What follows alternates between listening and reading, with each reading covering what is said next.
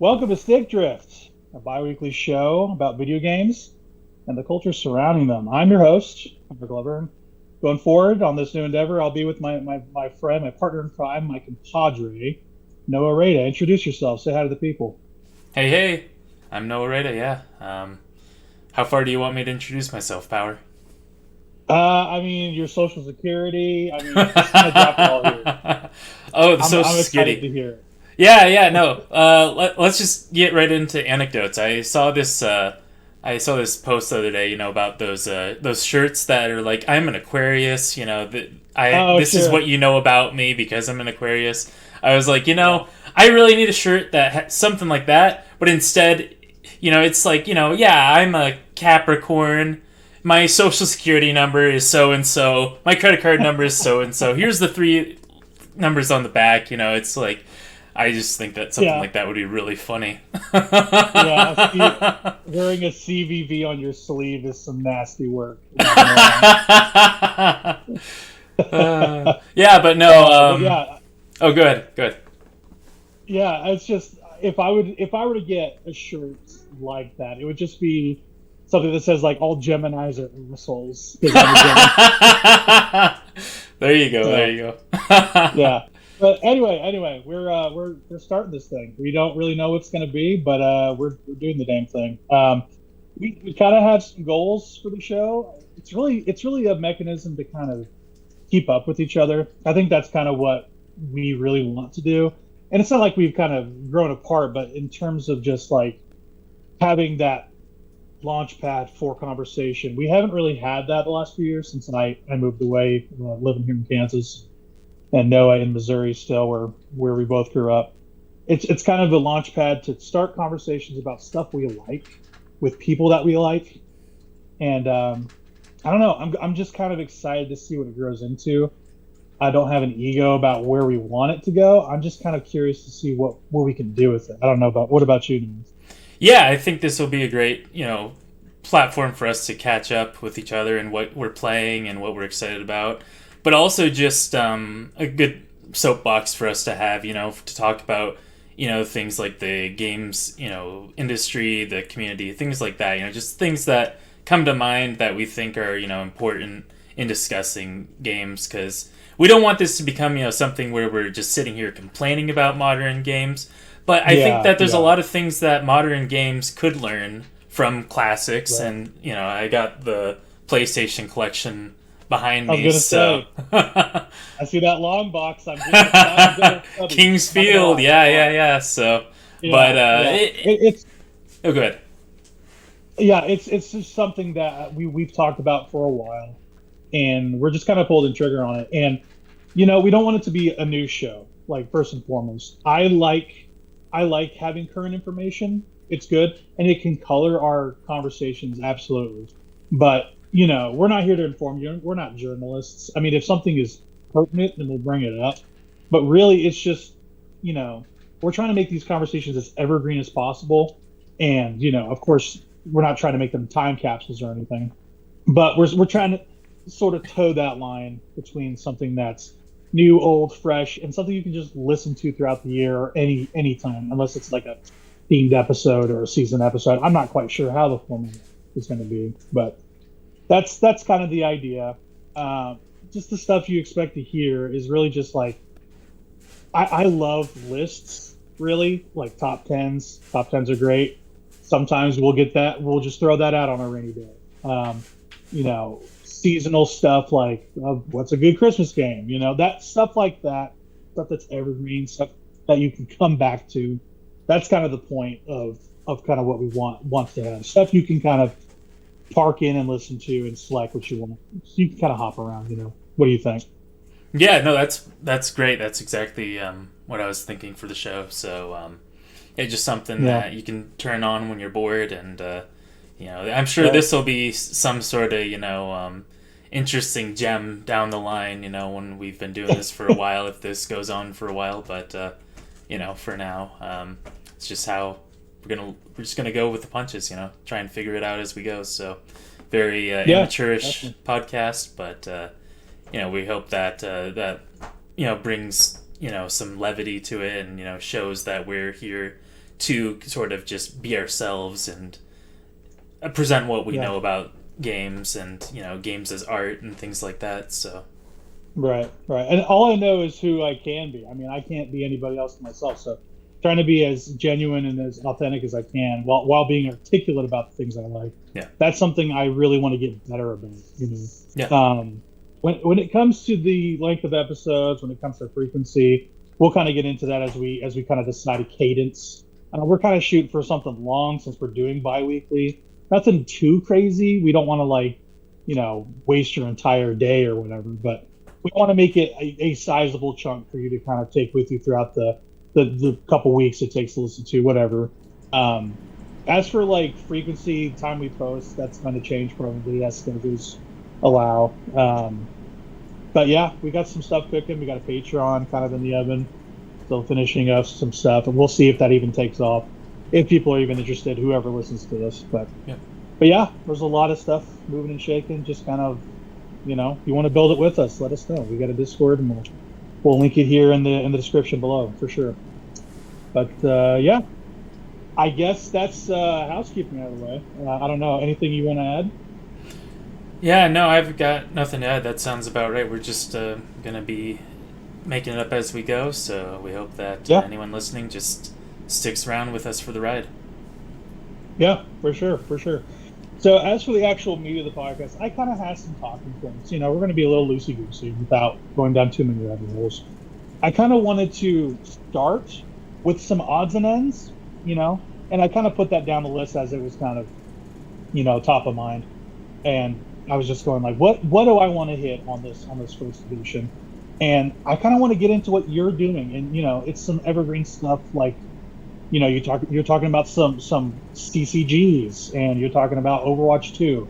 What's going on with all that? I am so far out of the Overwatch world, I can't even begin to plunge myself again. So kind of walk me through it. Yeah, Overwatch, I play just kind of casually with friends, but I mean, they're still doing the 5v5 right now, but they're in talks about going back to the 6v6, and so I hope. Yeah. I hope. I think the game would be a little bit more fun at least for a lot less stress on the tank if they bring back the second tank, because that division of responsibility was really nice in the 6v6. So I get why they took it out. Because the queue times and things like that was kind of the reasoning, but I think now I think now would be a good time to reintroduce it now that they've added a lot more tanks and a lot more supports. I don't think they're going to have as many issues with finding those queue times anymore.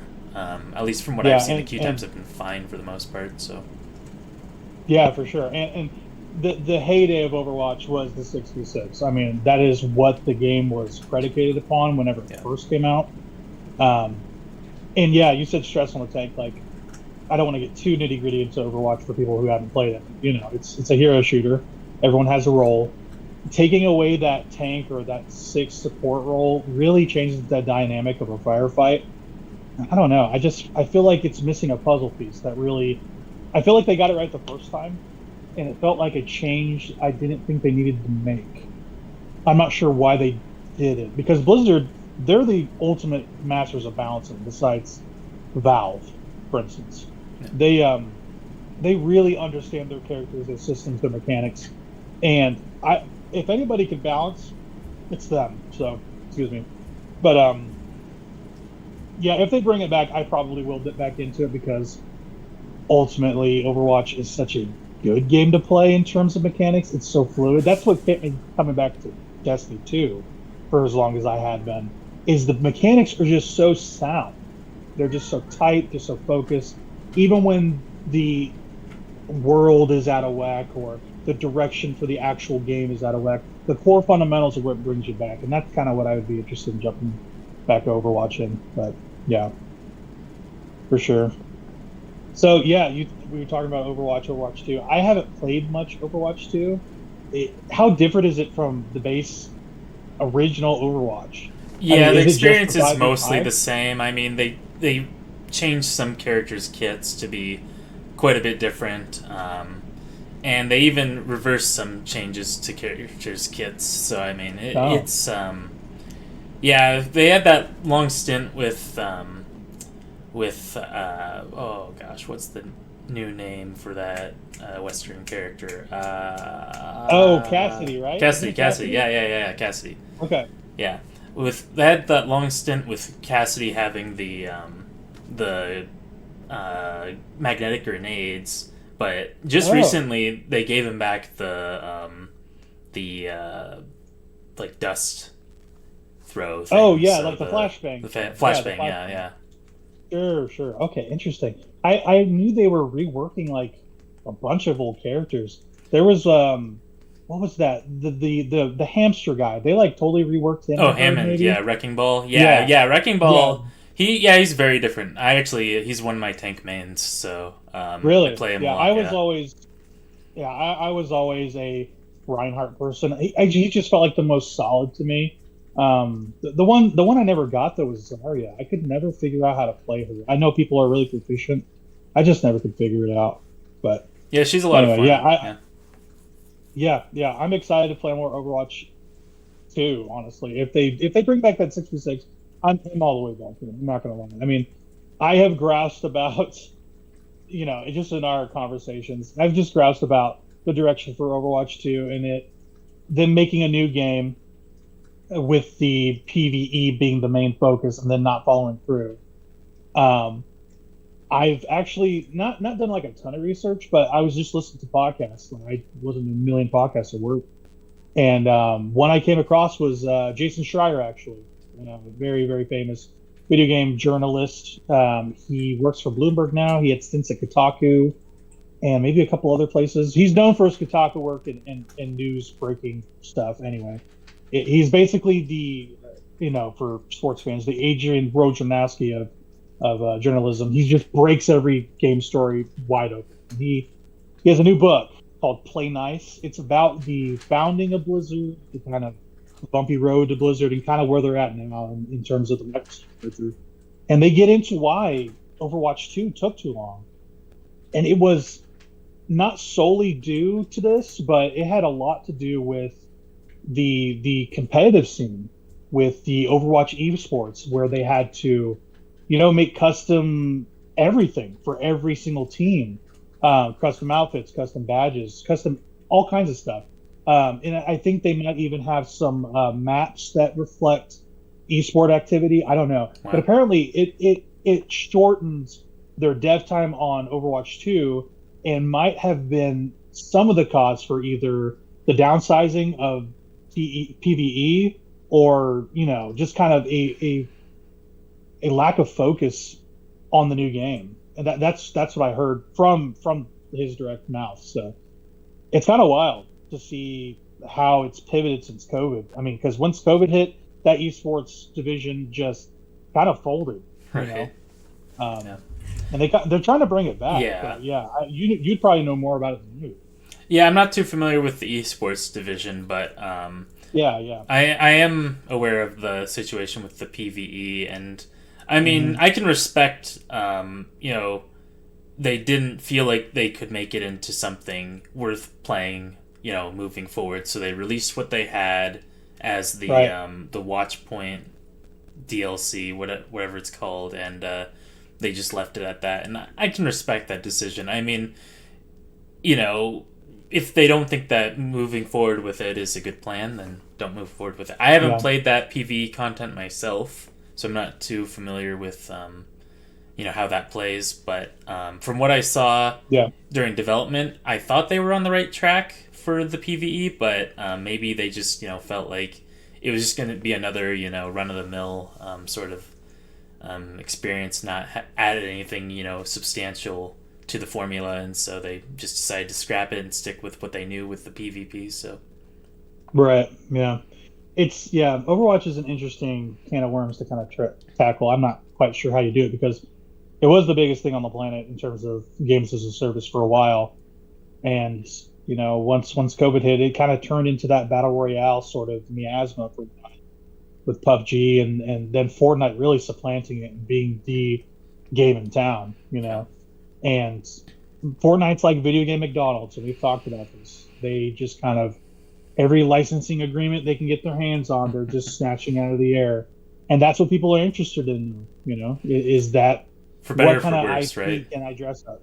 Yeah, right. I mean, what kind of IP can I dress up as? You know, Yeah. so And crazy even stuff. Overwatch Yeah, is like taking, lessons from them.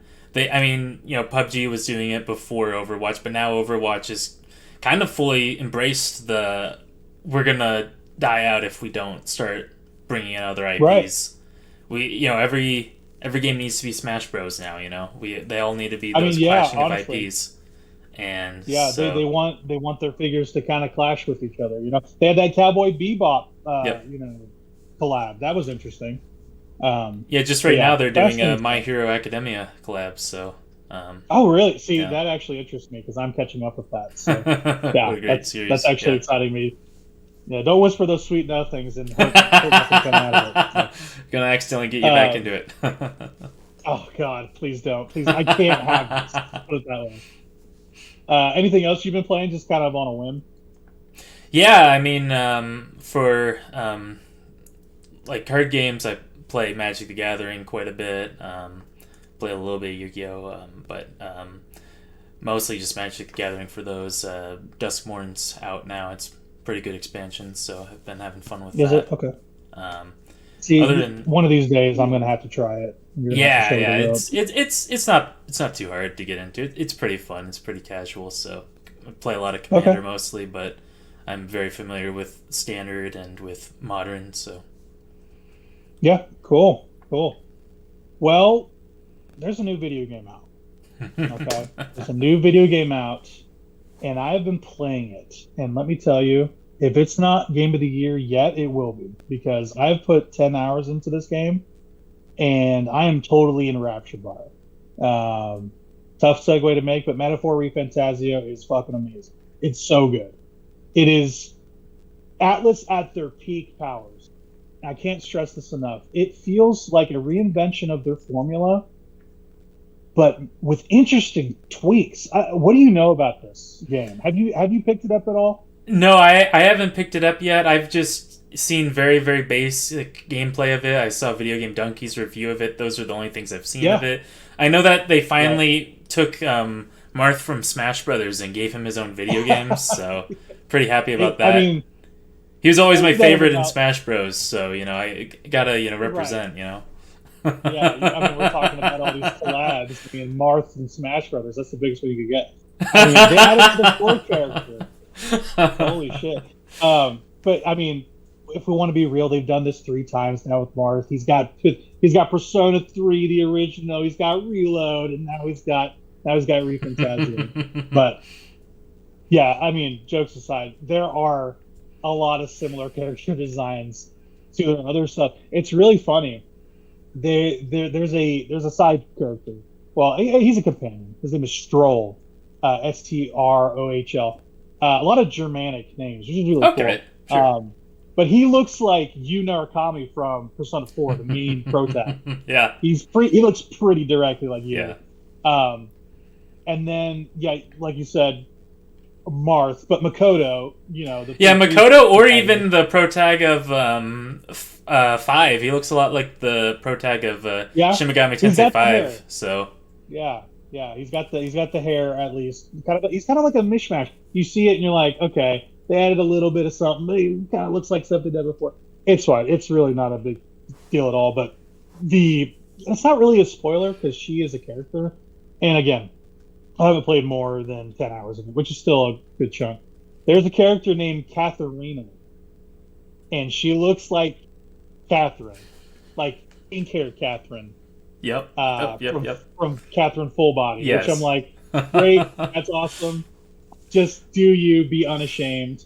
And Oh, yeah, it just Atlas. feels like it feels like an Atlas, like it feels like their DNA's in the game. Like the Yeah, it's a more love things letter, change, the right? more things the more things change, the more things stay the Yeah, same. Like they have their names for spells like Hama yeah. and Takaraja, like that's in the game. Wouldn't have it any other Um, way, right? It's one of those. It's yeah, one of those studios that they're their DNA is baked into their games, right? And that's what you want. That's what you expect from Atlas. So I've just been kind of approaching this thing as almost like a proto Persona 6. Yeah, it definitely feels that way. Yeah, And I think it's definitely. going to. I'm sure there's an argument that it's its own thing, but it just has Right. that DNA in it. It has that DNA, and more than anything, it feels like a direct continuation from five. I mean, it really feels like they went like, how can we speed things up? And I'm talking in terms of mechanics, in terms of combat, in terms of actual social structure, in terms of mechanics. It felt like they took the final product of Five Royal and went like, how can we expedite all this stuff? Because you're fighting a lot in those Persona games, and you're fighting very frequently. The one thing I have an issue with those games is the length of the fights and how speedy it is to get in and out of them, which is not very, honestly, when you get to later stage Persona 5. Fantazio totally upends this by just letting you hack and slash enemies, which is kind of awesome. Um, Once you get to a certain level, you have this like it's kind of like a detective vision. It's like an Arkham detective vision where you're seeing the field and it's giving you kind of an X-ray view at it from a certain depth. I think once you get closer to an enemy, you'll be able to see a highlighted visage of them, and it's color coded. I think it's blue, yellow, red, and then white. So blue is your level. You can hack and slash any enemy there, and they just go down. Like you don't even fight them when it comes to turn based. Yellow means they are up slightly above your level, if not right at it. You fight them and basically put them in a stagger state, leading into your turn based fight. Red means they are, I think they're a few levels above you, but usually you can kind of beat them. You can kind of game the system that way. And I think white enemies are question marks because you're like, I've never faced these things before. Okay. But it's really cool being able to kind of assess and make it like a combat puzzle where you're like, oh, these guys are color coded here. These are here. I want to attack these guys first before I head to these guys. And this is the way I want to kind of float around the battlefield. I'm playing on normal. I'm not going anything crazy or anything like that. But it feels at the beginning that it's slightly easy, and you're heavily rewarded for doing stuff that's not the main path. So by the time I'm doing the golden path stuff, the critical path, whatever you want to call it, it feels like I was kind of over leveled for some things. Maybe that changes. I don't know. But it's an interesting way to kind of move back and forth and assess a certain combat situation. So yeah. So would you say this game has more DNA from the Persona series, from the Shin Megami Tensei series, or another Atlas property altogether?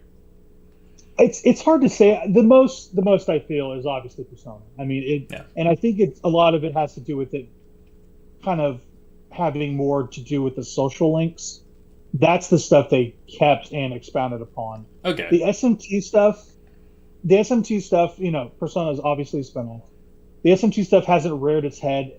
When I think of the SMT stuff, I think of the hallmark of it being trademark difficulty, and I haven't found that yet, just on the regular difficulty for Fantazio. Like I said, maybe this changes. I don't know. In terms of art design, it is like 3, 4, 5. The characters look like those characters. Yeah. They don't, because there's a time period for SMT where they had a different art style, and it was like Persona 1, Persona 2. Shin Megami Tensei 3 is like this as well. Yeah. Nocturne, where they have a different art style. The character's a little more cherubic. They have wider eyes. It just looks different. It's not as sleek. It's not as stylish, and that's not a problem. It's a different. No, those games are great. I think. Yeah. Yeah, they are good. They just some of those early games are also going for different things. I mean, Persona's not the thing it was. Persona's not.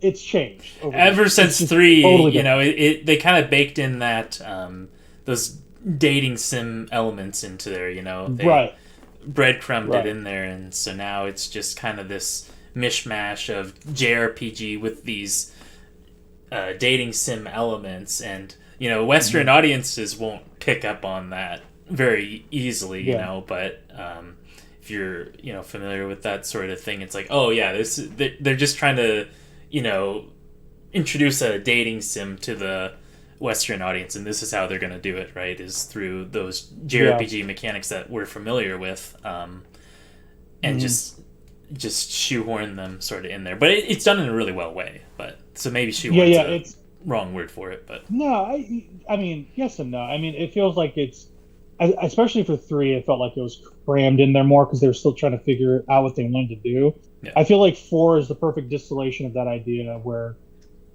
honestly, okay, so Persona 3, the original PS2 release, it has some stuff that like Portable doesn't, for instance, and including like FES as well. It's different from Portable in different ways.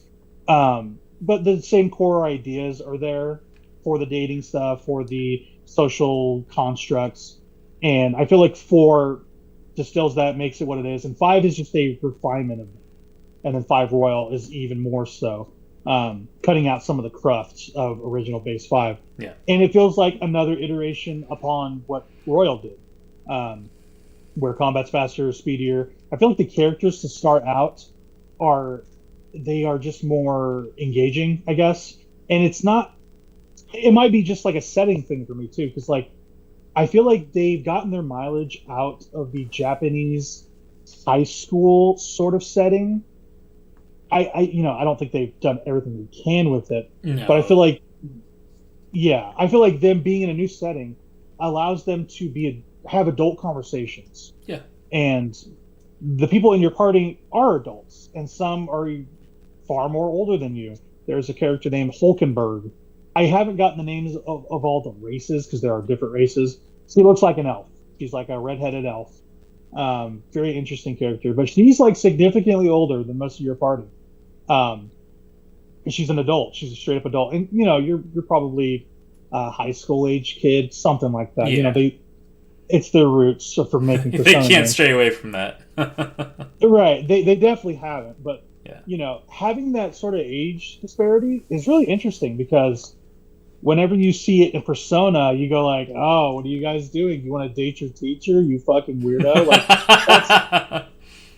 that's kind of the stuff I'm talking about. It feels like everyone's adults, so whatever happens, it's an adult situation, no matter what.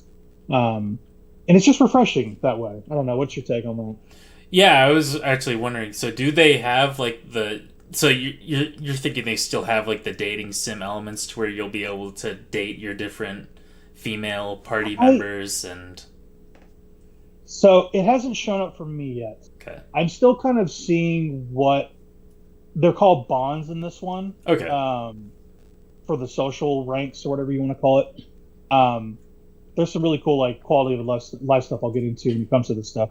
But as far as I can tell, I don't see any romantic opportunities, which is interesting. It feels like they have the structure of the dating sim without the dating sim so far. Maybe that changes. I really don't know. They might have said they don't have it, though. I want to say, I recall Atlas saying there would be no dating mechanics. I don't know this. I don't want to be talking out of my ass here. Yeah. But so far, 10 hours in, it's a lot of groundwork being established, a lot of brick being laid, I guess.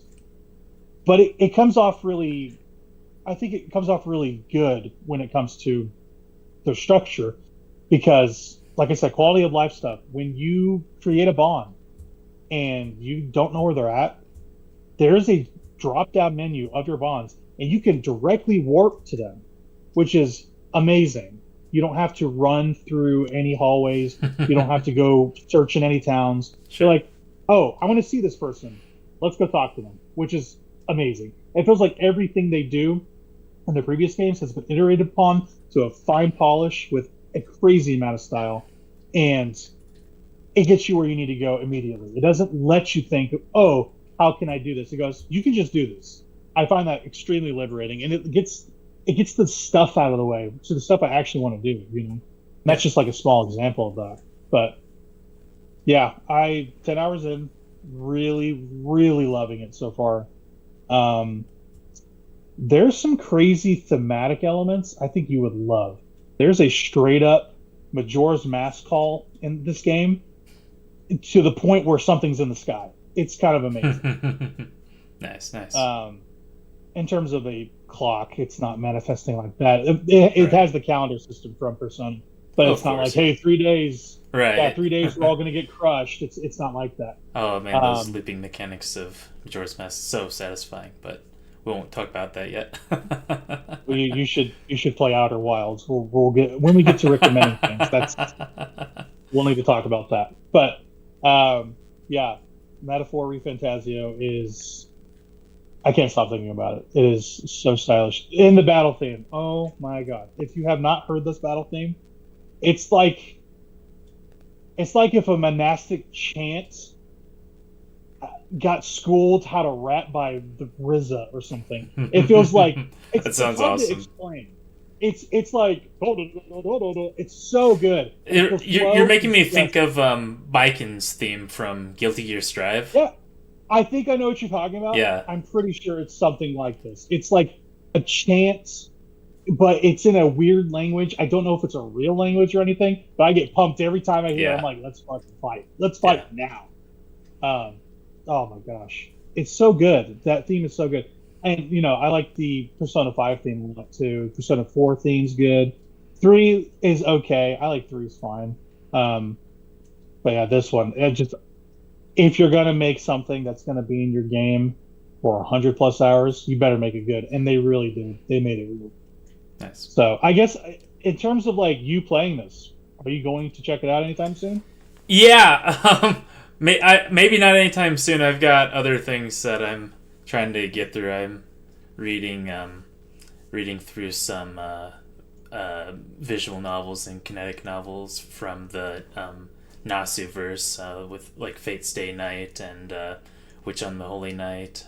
So I've been reading through those again. Well, again for Fate's Day Night, first time for Witch on the Holy Night. So that's kind of what has been tying me down currently with my free gaming time. So sure. So I guess that's Metaphor for me. I really don't have anything else but that. And I am just enjoying it. I think I'm in the main dungeon, like the first main dungeon you get to. I'm going to fight this crony. He's a necromancer. He seems like a bad guy. He's got a third eye up here, trying to figure out what that's all about. But nice. It's really cruising. I think you should play this game. If I'm going to recommend it, I think you should play it. Yeah. Don't go and buy a PS5 for it. Play it on PC. Yeah. I will say, as kind of an addendum, it doesn't look amazing in terms of like graphical fidelity, but the style is so. Well, you're not playing on that PS5 Pro, so I mean. Oh well, yeah. Mark Cerny wants to look at pictures of my ears and tell me you're going to get the new system because it's going to be awesome. Yeah, no, I just can't. I cannot believe that thing is going to be $700. I know we're dating this. Well, they're like special edition one is like $1,000, and they made like 12,000 of them. I'm like, what are you guys doing? They're making the same mistake that they made with the PS3. That's what they're doing. I mean, their console's too expensive, and nobody's going to buy it. They made that mistake with the PS. Heck, they made that mistake with the base PS2. I'm pretty sure. On initial release, they might have. I remember hearing something about that. Maybe not to that extreme extent, like what they did with the PS3, mind you. But I think it took a little bit for that PS2 to launch or to soar. But I mean, once it soared, obviously it was off to the races, right? I don't think anything will ever sell quite as hotcakes as the PS2 did. Everyone had to have one. It was a household item. Really what it was to start out, if we want to kind of get into it a little bit, the PS2 had a DVD player. Yeah. And so people bought it for the DVD player. Yeah, it was a household item, It became a utilitarian device for more than just gaming. And that's what, it was kind of a trailblazer in that way because that's how all modern consoles came to be after that. Well, the PS2, except for the Nintendo stuff, but Well, I mean, Nintendo be smart, but then they be dumb. So, the PS2, it didn't have the greatest opening library. You want to talk about Fanavision? We could talk about Fanavision.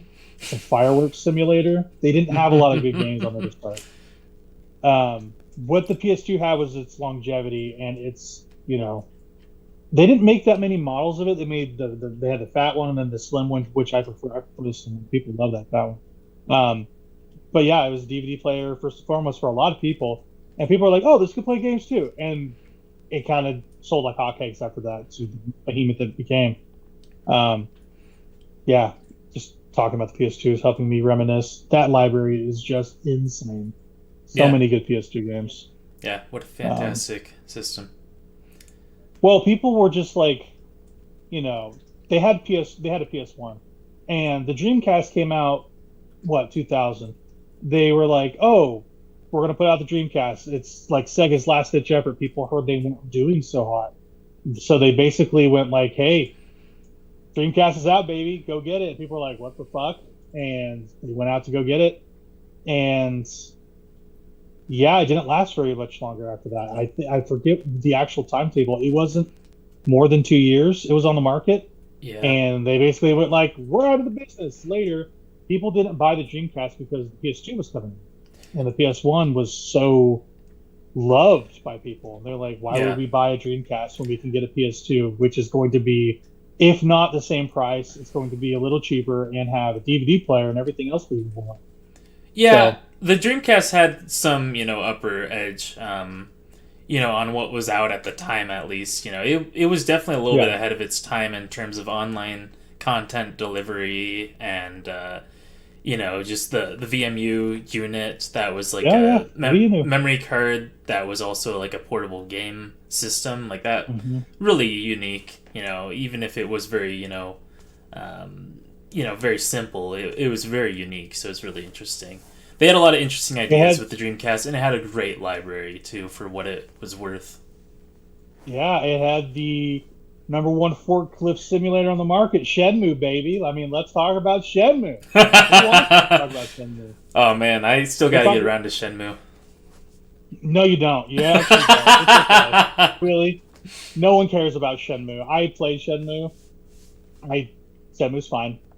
We're talking about calendar systems in Persona and Metaphor. This was one of not the first examples of it, but everything ran on a day-night system. You had a watch on your hand. You would lift up your wrist and go, what time is it? I'm Rio, and I want to find out when I can drive the forklift. That's what Shenmue was. Shenmue was more sim than structured, adventure. Oh. I think that's what they were going for, and for that they succeeded really well. But sometimes the mundanity of real life doesn't translate too well to a fun gaming experience, and those are sort of lessons learned, and there's a ton of Shenmue fans out there that would be absolutely torn up if they heard that, you weren't a fan of it, but I think it's an interesting piece of gaming for certain. I mean, I've got freaking Kingsfield behind me. I could go all day about Kingsfield. I will admit it's not the best in terms of, gameplay and maybe even game design, but I enjoy that series because it's just interesting, methodical combat of you know what you're getting into with any combat encounter because you know what your tools are, and it's just got that FromSoft DNA in it to where you know exactly what you're getting into when you boot up Kingsfield. You know what kind of adventure you're in for and what kind of gameplay and structure that you have going there. So it's interesting to kind of see how that DNA has been brought along to the new stuff too. I mean, the Demon Souls, Dark Souls, it's really like they're just expounding upon the ideas of the first iteration on. It's really fascinating stuff.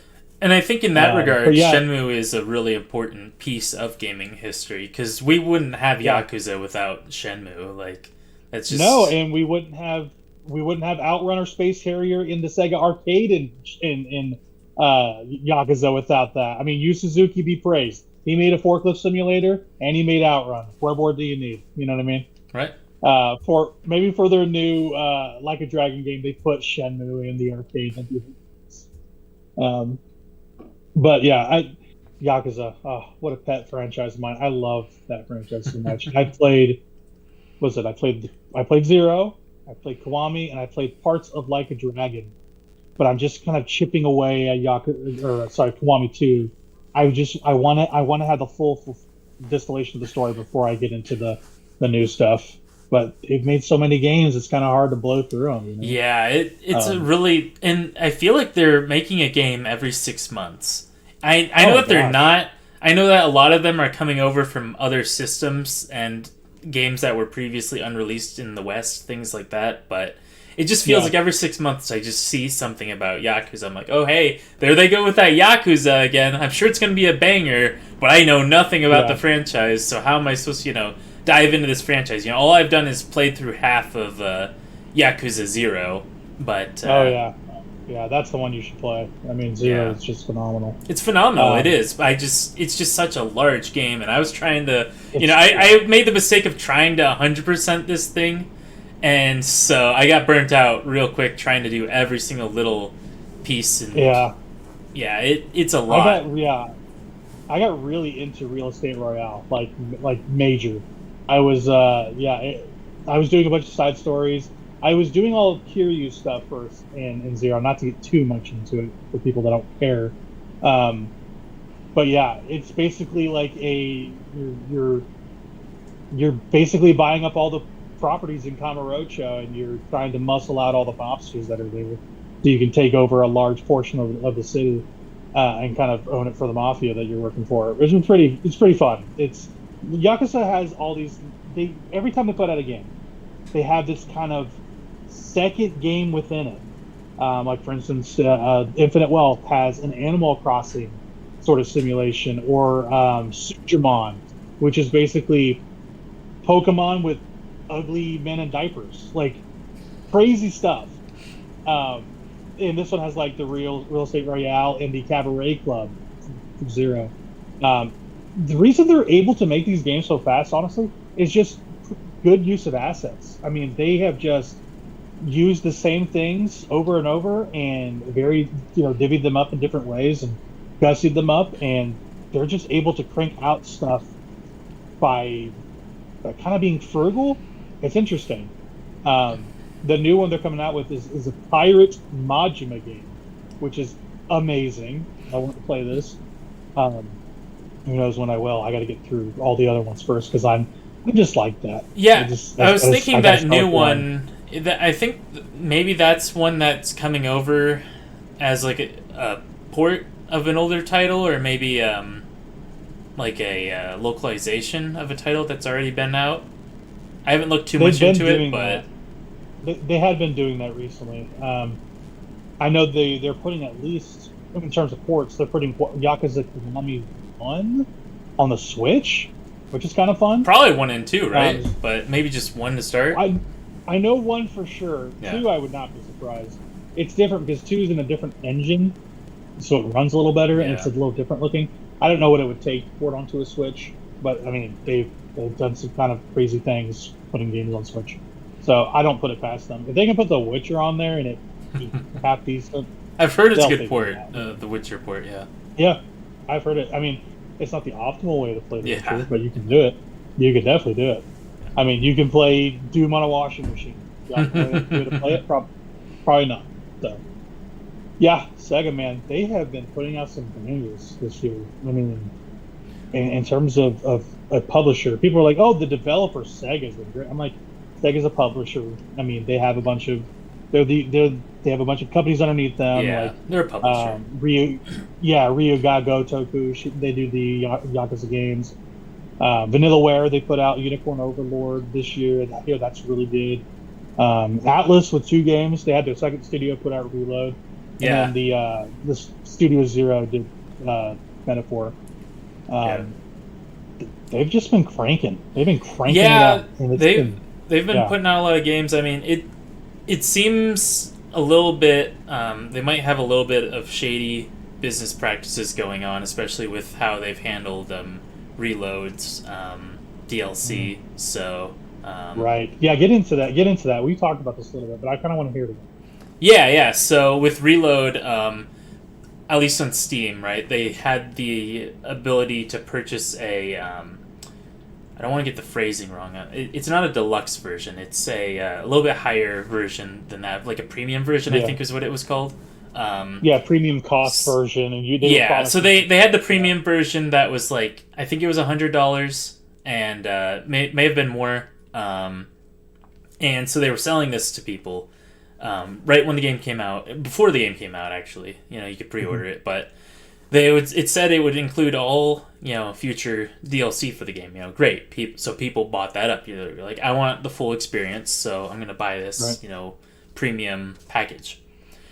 Well, come the announcement of the Aegis chapter, the DLC that's what is it, $35?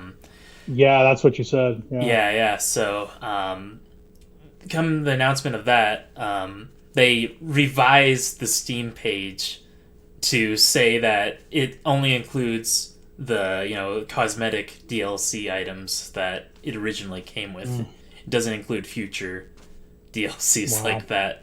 Yeah, so they essentially amended it. They basically re-amended it, saying, "Hey, we're changing this." Yeah, we're not giving you all the DLC. We're not going to give this to you. You have to buy that separately, even though you paid probably over $100 for this premium edition. So, that's just gross. I don't know if that was a decision from on high from Sega, or if that was Atlas themselves who made that decision. I want to know who made that decision, who thought that was a good decision, right? Because that's not a consumer-friendly decision, No. I mean, companies don't have to be consumer-friendly, but you'd think just for word of mouth and peace of mind, they would kind of want to brook that sort of behavior, where they would go hey, we're going to make you guys happy because you're buying our stuff. Yeah. The fact that they're trying to pull the rug over people that have already bought their game, on top of that, they bought the expensive version. Yeah. That's really putting the nails to them. I mean, I would be pissed if I bought that. I just bought the base game, so when you told me about this, I'm like, well,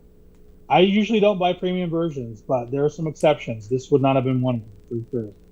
Yeah. Yeah, that's some pretty gross stuff.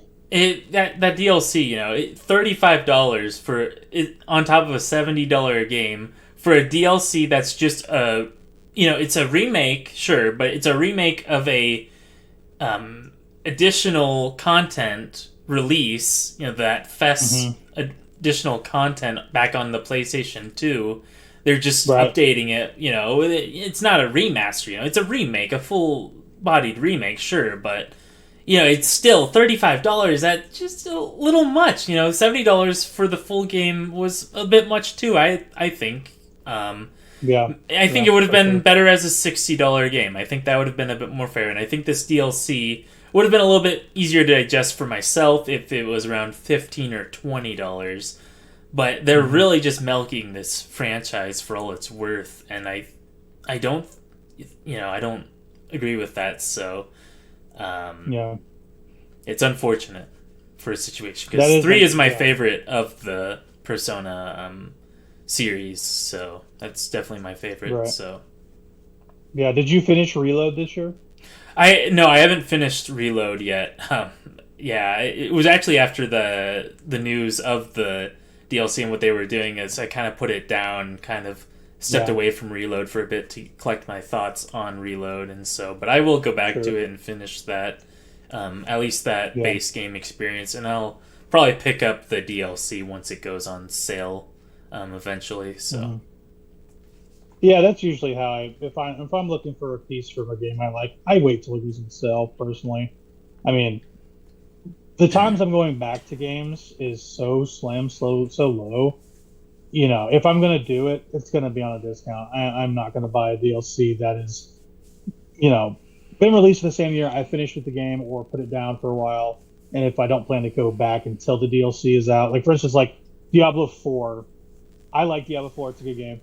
They put out a DLC for it recently, but I heard they were coming out with it. I'm like, I haven't finished this yet. The time to go back to it would be with the new content. Otherwise, I'm not going to play. So I was kind of waiting on that. Now that hit, I'm considering jumping back into the game. But just hearing that those practices, that's pretty disgusting, ultimately. So, that's on my bucket list for this year, is Reload. Yeah. Just kind of finish that up. I'm not even that deep into it. I'm 2 or 3 hours. Persona 3, it gets you in pretty quick. It's pretty slow. Yeah, you gotta mean, get till that sort of midpoint is where it really starts picking up. Once you're like halfway through the tower, its story starts picking up, and you're like, yeah, okay, this is great. This is awesome. These characters are awesome. The social links in there are just absolutely amazing and well written. mhm. So it's a great experience. I love that experience all around. Yeah. So did you play Fest first, or did you play Portable? I played Portable first. Yeah. You played Portable. Okay. Yep. Yeah. I was like what 10 hours into Portable, and I put it down when I heard Reload was going to be coming out. So I was like, yeah, I'll get back to Portable at some point because I do want to play that original game first. There's enough differences that Oh I yeah. kind of want to see. Like the cast is totally different. They've done that for a lot of their games. Like for instance, P4 Persona 4 is different than the cast of Persona 4 Golden. Like the And voice some acting. people yeah, the voice Oh acting wow. is Okay. different. And, Wow. I didn't know that. like for instance, Chie, totally different actress. Wow. It's kind of a fun fact. I'm pretty sure she plays the lady who plays Chie is Videl from Dragon Ball, which is fun. um, but yeah, I prefer that Chie to the original base Golden. I don't know. There's a sort of springiness to her that I love in the re-release. I originally played that game on Vita and just loved it. I just loved it to pieces. I got about halfway through it and played the rest of it on PS4. But yeah, Chie is best girl forever. If you don't like Chie, there's something wrong with you. Um, if there was a dating system, not to go back to metaphor, but I'm going to. If there was a dating system, there is best girl. I've already found it. It's Hulkenberg, and I don't think they're going to let you dating. It's really funny because right, Western audiences will be like, "Oh, I'm never gonna play a dating sim." Only weirdos and nerds play dating sims. But then they play these Persona games, and they're like, "Oh, Makoto, best girl. Chie, best girl." It's like, just go play a dating sim. Like, just get over yourself. You're playing a dating sim. That's what you're doing with Persona. It's not weird. Yeah. It's not. As long as you don't make it weird, it's not weird. You can like these characters. Yeah. They're designed to have interesting backstories, interesting personalities, and you're supposed to be able to relate with these characters and enjoy the writing in these characters. Yeah, they're designed to be appealing, and even Yeah. dating games, they're dating simulators. They're designed to be appealing for characters and interaction for sometimes for people that are in relationships, but a lot of them for people that are not too. And it's Yeah. cool to kind of engage with those parts of your brain when you can't do it normally. I find that when games afford certain levels of interaction, I think it's a good exercise to have. So I guess since we're on the topic, I mean, we're not going to go down too many rabbit holes, hopefully. What's some good dating sims to recommend? I mean, I haven't played any really, but Persona. Yeah, well, the problem is, right, for the Western audience, there's really not a lot of pure dating sims out there that we can get our hands on because a lot of them are untranslated right now. And there's a lot of, fan projects out there trying to translate these things, and a lot of, there's a lot of good content already out there, like the, Tokimeki Memorial series comes to mind. From the top of my head, but it's not really a genre I have a lot of experience with personally. It's not something that I've been interested in engaging with. For that kind of thing, I prefer visual novels. The point and click adventure style of you just choose your your answers. Those have the dating elements in them, but Right. You're really just reading a book, at that point, with like pretty pictures, slapped onto it, In fact, the one that I'm reading right now, Witch on the Holy Night, it's not even a visual novel. There's no choices. It's a kinetic novel. You're literally sitting there just reading the thing, and that's just the whole experience. Yeah, I've been reading it on that TV behind me there, so.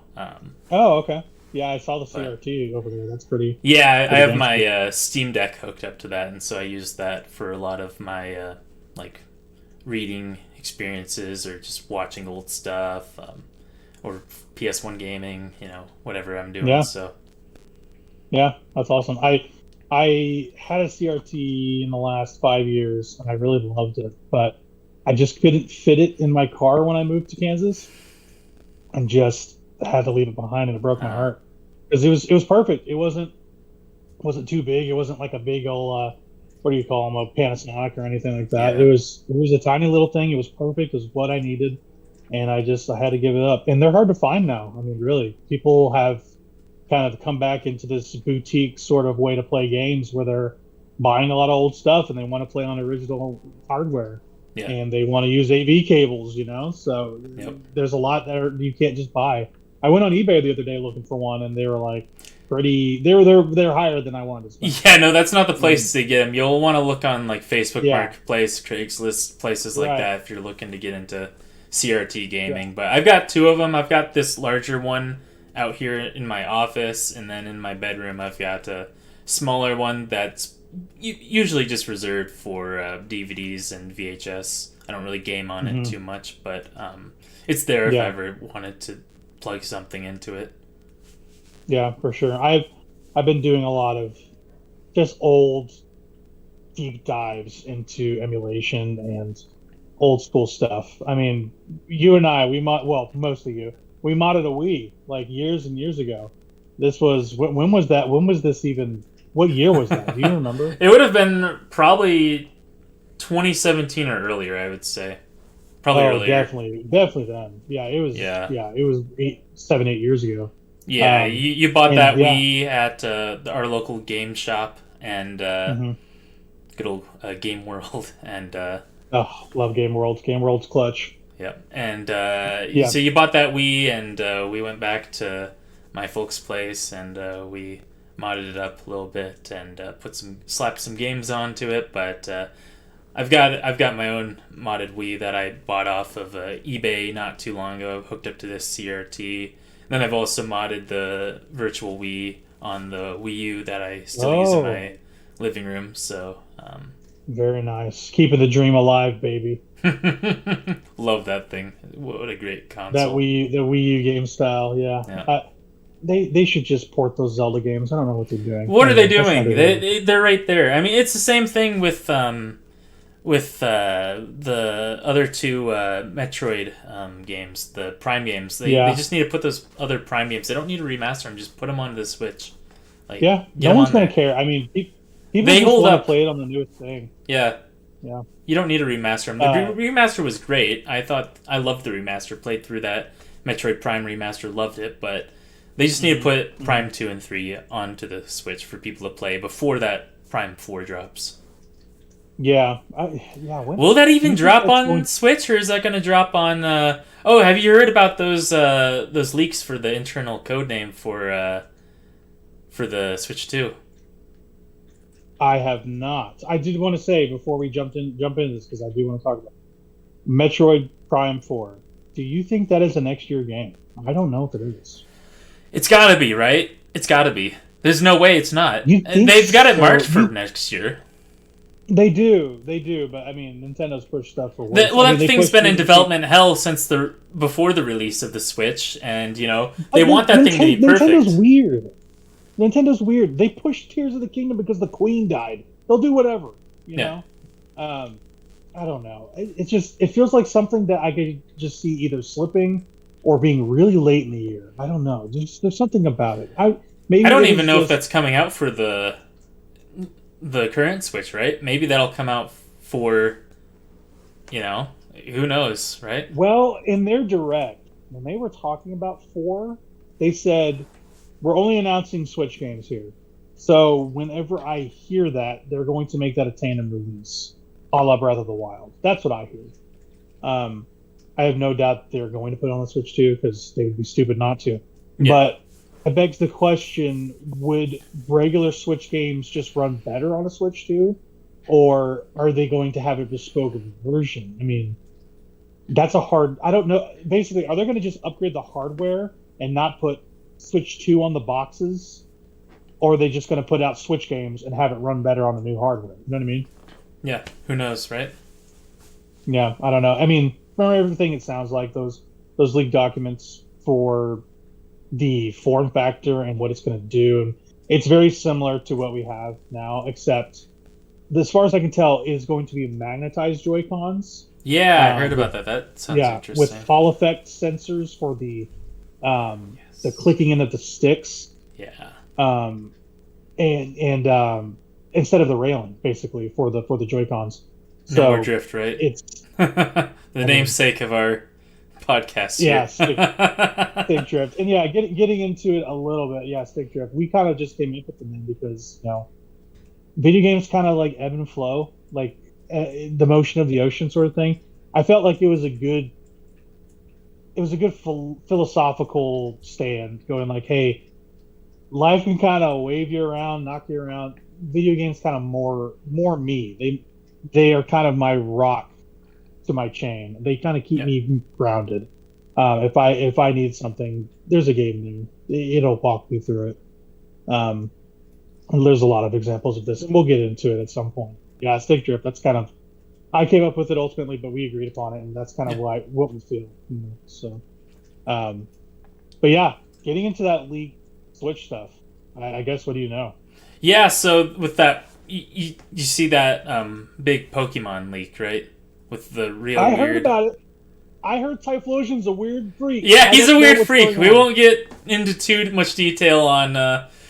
Well, and it's funny, right? I go around the internet into different like circles and things like that, and look at comments for videos and things like that, and I find it interesting all the yeah, that too. Yep, I find it interesting all the discourse that I see, because there's some people out there who genuinely think that these Typhlosion allegations, we'll call them, right, are they're actual like genuine canon. Like, people are talking about these leaks, like the stories that they didn't use in the Pokemon series. Like, these essentially just developer banter and things like that are canon now.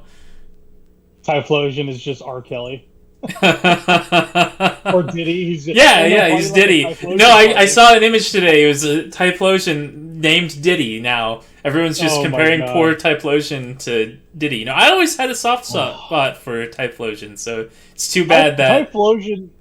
Yeah, Typhlosion had 1,000 bottles of baby oil. How do you believe? Yeah, I saw one that was like he had Typhlosion in his 1,000 super potions, so...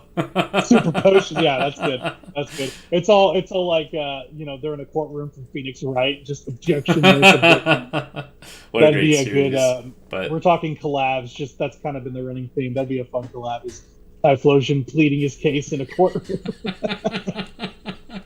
yeah, but Just, those some of their ideas were interesting, but probably not too great. I think a lot of that stuff was also just they were playing on old Japanese folklore tales and things like that, and a lot of those get really weird, and so they were just inserting yeah, Pokemon into some of those weird folklore tales, from what I understand, and so it just kind yeah, of came off yeah, as really creepy. But honestly, they were just using what they knew, from their background, and so and yeah. they obviously didn't put it in the game because they figured out, hey, this is really weird. We shouldn't have our little Yeah. creatures doing this kind of stuff. That's really weird. So Yeah, because they're animals, and yeah, the so the entire moral ground is shaky at best. I mean, it yeah. is. I don't know how you defend something like this, going like, oh, we're going to put this in our game files, and you're going to find out about it. What are you going to think? I don't know. Probably nothing good. We're still going to have it hidden in there somewhere. Well, That's one of this those stuff things. wasn't even in the game files. This was just in the dark recesses of their servers. Their actual servers got Right. hacked, and so Yeah, yeah. Like this was an they were illegal like, hack. sure. People were finding out about secret Typhlosion. What do you call it? What's this site called? Oh my god, it's like fanfic, but Oh it's yeah, like yeah, a yeah, Wattpad. yeah. It's like a Wattpad Yeah, yeah, yeah. Typhlosion Yeah. thing. Yeah. It is, So, yeah. It's kind of like that. It's not meant. It was never meant to be seen by mortal eyes, and now yeah. people are taking it like gospel. So the poor guy, he might just get as many allegations as Hypno has. People are saying that they feel bad for Hypno now because of the Typhlosion story coming out. So, So accepting Phoenix Wright because he's already a lawyer, who would be the best video game character to represent him in court? Typhlosion. Who would be the best? Who could defend him and get him off scot free? I want to hear. Oh, just off the top of my head, let's say the boss of Team Galactic, Cyrus. We'll go with that. Okay. It doesn't necessarily have to be Pokemon. Oh, okay. I wanted to go with Cyrus Pokemon because we were on the topic of Pokemon. That's fine. So. Yeah, I mean, I said non-lawyers. So sure, I would say, oh man, shoot, I put myself on the spot here. I don't know. He's like a, oh, you know who could? I don't know if you play this game, Red Dead Redemption 2. Dutch Vanderland could get him scot-free, parole, whatever you need. He's got a plan. Dutch Vanderland, he would find out. He's Arthur. I'm gonna get Typhlosion back to his family. Yeah, no, I haven't gotten around to that game yet, but I know it's really good. So that's a bucket list game. Yeah, no, I've got it in my library. It's just something I never got around to. So yeah, I guess in the podcast notes you'll put the defending Typhlosion. It's like that show, that lawyer show, or that kind of like crime show, Defending Jacob, but it's just defending Typhlosion. He is innocent till proven guilty. That's right. That's slander, is what it was. They did slander against my man Typhlosion. Slander. It's just big. I don't know why I'm envisioning this. It's just Big the Cat with like a lawyer or like a judge's down on. I don't know. That would be awesome. Oh, I love that guy. Yeah. What a great character. Had his fishing pole. He's like, not guilty. Not guilty. Smash Brothers of Law and Order. That'd be pretty awesome. That'd be great. That'd be pretty good. But yeah, I mean, rabbit holes. Anyways, so rabbit holes, rabbit holes aside, so that's what's going on with the Pokemon leaks. Well, it turns out, we're getting some details on actual, like, important stuff, like the development of Gen 10. So, Gen 10 right now, code name is Gaia. Okay. Oh, you know what that sounds like to me? That sounds like an open world video game. Well, it sounds like maybe possibly even a good open world video game. It could be. Honestly, you know what they would have to do? Make the frame rate good, because Scarlet and Violet, those are good games. They're very good games. I have maybe 600 hours in Violet, so... Oh, I have easily 100. Yeah. I mean, I played the absolute crap out of Violet. I adored that. That game was great. And it was a bummer because the performance was so shoddy. I could not believe they never fixed it. And I understand it was kind of, it was released on old hardware. It just was. And then there was the memory leak issues. It had a lot of issues. But when you're second party Nintendo, okay, you're Game Freak, you have the most profitable IP in human history. Get somebody to make your game run the way it should. Just make it a flat 30. No one would complain. I promise you, no one would complain. I mean, get Monolith Soft on it. They already work with Zelda in large-scale environments. I mean, they do the Xenoblade games, but you see Chronicles 2, 3, those games run beautifully. 3 a little less so because they're pushing some graphics a little bit. But in terms of just maybe not fidelity, but just like stability, they are top class when it comes to working on the Switch. They could have helped out with this game. I mean, a lot of people could. It's Pokemon. You can't do this to Pokemon. I never kind of got over that, even though I put so much time into it. Vote with your wallet, right? Yeah. I'm no better. That game is awesome. I wish it was better.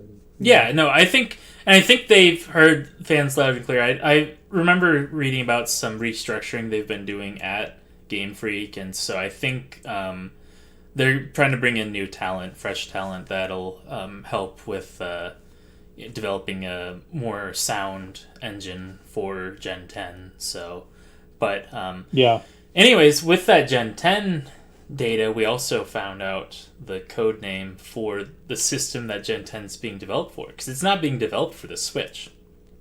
Mm-hmm. Gen 10 is being developed for the Ounce. Ounce, like the measurement? Yes, like the measurement. Huh. Ounce. I So, think in some development, like parts of development, they even have it as OZ instead of like the full ounce. So hmm. So the, pardon me, the Switch was the NX, right? yeah, That was the code name. yeah. And then before that, what was it? The Wii U was what? What was the Wii I U? don't remember the Wii U. Yeah, the Wii was the Revolution, right?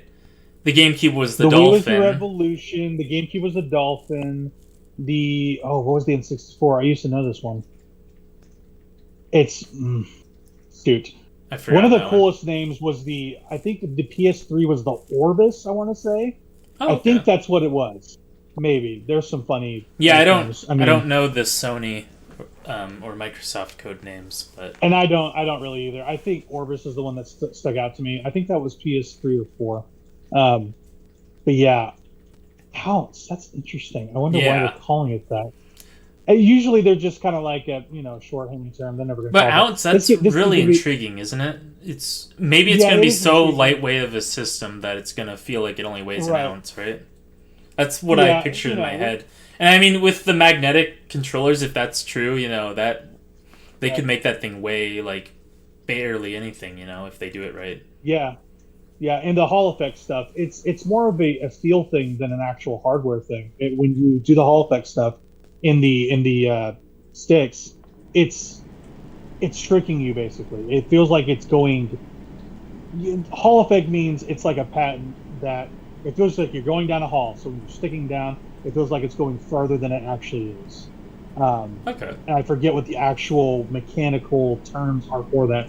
But in terms of just like a layman's perspective, that's why it's called the Hall effect. Okay.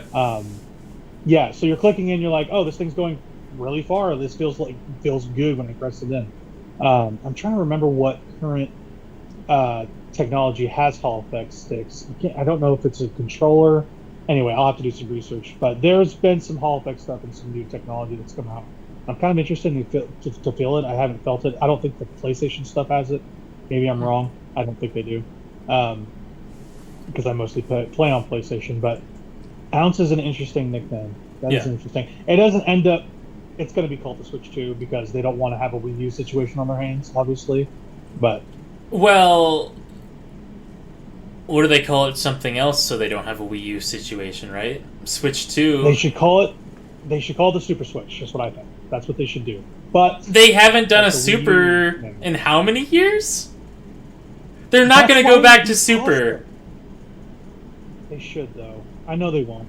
They won't. should. They always iterate. When they They won't. iterate, they do a new name. The only time they didn't do a new name, it crashed and burned. There's no way they don't do an entirely new name for the Switch 2. Yeah, I mean they're gonna call it a Switch 2. I think. No, they're not going to call it a Switch 2. There's no way. That's unprecedented. Well, it is, but they also they basically want to tell you you're getting more of the thing you like. I think that's how it's going to be going forward. Like they're going to make this their hybrid console forever. They're never going to not do it because they not stumble. They came upon the one gimmick in gaming when it comes to portability that people love and will always use, and it's going to start a revolution in terms of people making handhelds. I mean, you saw Steam Deck kind of follow in line with what they got going on. Yeah. Xbox is being talked about making a handheld, and PlayStation has a long line of handhelds, and multiple SKUs of them as well. They're probably right behind Xbox. So, Well, this isn't going to be PlayStation something came that's out gonna with go away. that the PlayStation 5 handheld, right? The Yeah, the Portal. Yeah. The Yeah. Portal. So it's not on the hardware emulation or native running of video games. It is purely a cloud streaming device, which you got to have the connections. Like for instance, I have Ethernet hooked up to my PlayStation. It would probably run well. It's competitively priced. It's only like $200. It's pretty cheap. Yeah. But there's just nothing in it. I could do the same thing with Chiaki for Death and have the same thing happen, where I'm streaming the game to my portable system of choice. Yeah. You can even do this through Armory Crate on a ROG Ally. You can do this stuff already. I can stream my PlayStation to my phone. Really, it's about the comfortability of the controllers for the Portal. I think the latency is as good as your home network system is, but there are different ways you can do that. So I'm talking about like a straight up new handheld. They are going to make a Vita successor. That's probably what's going on. I don't see probably, it. If they are looking to be Xbox to market, they definitely will, because Xbox is making it. They have almost said as much. Fair enough. It would be interesting. It would be. I just don't. I don't know how they would go into that same design space as Nintendo, because like Nintendo's just has a stranglehold on that hybrid console design space. Like the Steam Deck exists. Sure, the Steam Deck's great, but it doesn't eat into Nintendo's market at all, because it does something entirely different. Right, and I think that's what we would kind of be. They would be trying to carve out their own niches as well, because portability is king in terms of a world kind of view. People play on their phones in different countries. Japan, they play on their phones. They have their phones and a Switch. Japan primarily. China is primarily all mobile. Why wouldn't you try to carve out a new space for handhelds when people are more attuned to that than ever? Especially if it's all competitively priced and runs well. So you're thinking stuff. Oh, good. No, sorry. The ROG Ally stuff, the Legion Go, those sort of handhelds, they're not competitively priced. They're more of a niche console than ever. So if they wanted to come out with this stuff, it would have to be priced similar to a Switch or Switch 2. So even to make any inroads into any market anywhere in the world, it's going to have to be competitively priced. But go ahead. Yeah, so you're thinking that, and this is what I'm thinking too, but I just want to get your opinion on it. So you're thinking that with the advent of the Switch, with the advent of the hybrid console, this is the replacement of the old guard of portable systems like the Vita, like the 3DS. This is the replacement. We're not going to see any iterations on that Vita sort of, lower budget formula, lower fidelity formula. This is where it's going to go, is into these hybrid systems that are larger, budget, but not quite as, high end as, your console releases. You think that this is going to be the new iteration of that, and going forward, maybe consoles will have their own games and these hybrid systems will have their own games as well? Or do you think that they will share games, have the same exact games as the big consoles?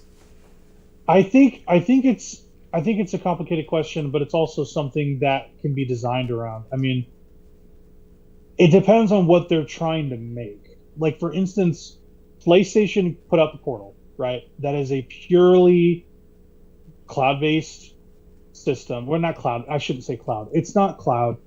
That is a misnomer. It is streaming. It is a streaming. Yeah, it's streaming, yeah. Sorry, not cloud. It's a streaming capable system that you can do on your phone or Steam Deck, whatever you want to do. That is a different thing. It depends on what they'd be designing for. For instance, if Xbox were to do it, they would put out something that's similar in power to the Xbox One S or something like that. Something that is lower tier, that might have its own games, but can also bridge that gap in the way the Switch is. But like I said, it depends on what they're trying to make. I don't know what they're trying to make. I think the Switch and its counterparts, when it comes to Nintendo, for any successive generation, they're going to have this Switch SKU. No matter if they make a new console or if this becomes their model going forward, I think they're going to make Switches. If they get out of that sort of thinking and go crazy and do an actual home console again, they will still have the Switch in tandem. That's what I believe. Okay. Because it is such a proven formula and people just want more of it. I mean, you've seen that. They are second only to the PlayStation 2 in terms of sales all time already. Yeah. And they're trying to beat out those projections and to pump out more Switches before the 2 drops. Yeah. So that's why they've been taking so long in announcing it and releasing information about it, because they want to be top. They want to be first. They want to beat that PlayStation 2. They really do. And, it might be a petty thing, but Nintendo... That's very petty. Corporations, I mean... They are petty. And they hate Sony. ultimately, they hate Sony. Yeah. They don't deal with Sony No. still. Since they broke up over the N64 and PlayStation. Yeah. They still do not talk like that. Yeah. I promise you they don't. I mean, they had that hybrid console for years, like being specced out. And Nintendo, I forget what the hang-up was. I think it was over, maybe it was some of cartridges, some of it was licensing stuff. I forget. It was a mix of all of the above. Yeah. Yeah, it was a bunch of stuff, and PlayStation was like, Sony at that point was just, they're like, we're going to make our own thing. We're not going to do this. Yeah. And they took Square Enix with them pretty much and co-marketed Final Fantasy VII with their new console. Yeah. And history was made. I mean, that is what sold the PlayStation 1. Yeah, that Final Fantasy VII, Tekken 2, Tekken 3. Yeah, Tekken 1, Man, 2, 3. what a fantastic console. Yeah. Fantastic games. I mean... Oh my gosh, PlayStation 1 might have the best library of any. It's up there. Honestly, the Switch might be up there too. Well, yeah, because the Switch. Okay, the Switch has a good library, right? But the problem with the Switch is that it just borrows so much from its predecessors, right? I mean, that's not a bad thing necessarily, but does that make it the Switch library at that point, or does that make the Switch just a good system for gaming? But the actual Switch library, it's got great releases, don't get me wrong, but do those releases actually beat out something like an N64 or a PlayStation 1 or a PlayStation 2? You know, you gotta ask yourself those questions, you know? Right, definitely N64, because I think N64 has some good games on it for sure. But there's not, in terms of a wealth of games, the N64 had like 640 or whatever. Yeah, it didn't have a lot, but the games it did have, right? There were some really top tier games that, especially Nintendo's offering. You know, that was some of Nintendo's best offerings of their whole, career, I'd say. So. Yeah, I think that Smash Brothers game is still excellent. Mario 64 still excellent. Star Fox, timeless. Star Fox 64 is timeless. In terms of punch by punch, I think 64 holds up. The Switch, like you said, is a little bit of a hit machine when it comes to like, hey, we got all your favorite stuff, baby. Most of it, not the Zelda releases, which we asked about earlier. But well, they got most of the Zelda games, stuff. Right? Just not the yeah. Not the ones that they've already ported to Wii U for whatever reason. If you want to play Crusader of Senti, you can play it on a Switch. That's kind of awesome. I don't even know what that is, but that sounds awesome, yeah. Listen, I'm telling you right now, you can play Crusader of Senti. You know this. I believe you. You can play Densetsu no Starfy if you want, in Japanese, because Nintendo said, we're not giving you a total English... I did know about that one, yeah. The poor Starfy, right? Yeah. Let's talk about Starfy. Poor guy. What will he do, that poor man? That franchise was always so esoteric to me. I remember seeing it in Nintendo Power magazines growing up, and I was like, "Whoa, what is this Star guy? That looks cool." But I never actually got around to. It was one of those things that I just never got around to being able to play, and so now I just have this idea of Starfy in my head of it's this mythic figure to me. I'm afraid that if I ever play those games, my dreams will be crushed, and they'll actually not be as amazing of games as what my imagination thinks of the Starfy franchise. Well, just wish upon a Starfy and buckle down and read it in Japanese, I guess. I mean, that's what Nintendo said to you. But yeah, that actually reminded me. You mentioned Nintendo Power. They had that... kind of revitalization in the early aughts, kind of late aughts, and I remember I got I think you gave me one of them. Yeah, I think younger. I probably had a copy of one, or a double copy of one, or something. I think you got a double of one time. Yeah. You handed me one. There was a little bird at the bottom of one of the, I guess it was pieces of art or something like that they used to do. Like, hey, reader, send in this art, and there was this. There was this little bird who said "Pimpin' ain't easy" or something like that. I don't know. I don't remember what the context was really. It was a piece of art. I was like, "This bird looks cool. I don't know what pimpin' is. I'm going to draw this bird and have him say this." And I showed my mom the drawing, and I was like, "Pimpin' ain't easy." And she's like, "What did you just say?" It's like, "Look, the bird said it." And she's like, "Where did you get this from?" I was like, "My friend Noah gave me it. What's pimpin'?" She's like, "I don't think this is good." And she got the magazine, she said she was going to call your mom. I don't know if she ever did. That's as far as this memory goes back for me. I don't remember. Yeah, no, I But never you had any saying- fallout from that, so. Okay, well, you saying Nintendo Power like awoke this That's dark awesome. memory out of carbonite for me. Yeah. Yeah, they didn't do that in Nintendo Power for too. They didn't do that in Nintendo Power for too long. That version of it. Yeah, I have a stopped lot that of for a those while. magazines still from those Right. sort of the late 2000s and early 2010s. So Yeah, it was like 2006, 7. Like we were Yeah. really young. yeah, I didn't know what pimping meant, Yeah, but yeah. I found out. Yeah. My dad told me what it meant. He's like, that's a cool drawing. You probably shouldn't show that to me. And I was like, well, I already did, and I got in trouble for it. So you're living me learn. You're living me learn. yeah. That game those magazines. I mean, that's I got my first Ocarina because of those magazines, those Ocarina ads that they Right. had in those magazines. I remember this. Played that for a while. It's a fun little instrument. I definitely remember this. Retro Yeah. Game Challenge was advertising there. They had like a full page Yeah. advertisement for that game. That game, oh man, Mhm. that game is the RPG in there is the definition of a good JRPG for me. That Gaia Quest Okay. is the name of it, and Okay. that's like the pinnacle of JRPGs for me is Gaia Quest. If a game feels like Gaia Quest to me, it's a good game. Okay. Interesting. I gotta check that out. It's called Retro Game Challenge. Retro Game Challenge for the Nintendo DS. Yep. Okay. Okay. Yep. Did they put that on 3DS? They did in Japan. I don't know if they did here, to be honest. There was also Okay. the sequel that was Japanese only for the longest time. I don't know if they ever got around to translating the sequel, bring it to the West. I don't know. I think they're Okay. trying to put it on the Switch at this point. I'm not sure. At least the original Retro Game Challenge, I think they're trying to put on the Switch, but I don't know quite where it's at. But yeah, that Yeah. RPG in there though, like everything else about the game is great, fantastic game, because it's just a collection of games that are supposed to feel like those, late '80s, early '90s games, right? That's what it's supposed to Right. be. And For sure. but that last game on there, that Gaia Quest, is just so Gaia Quest. well crafted of an RPG.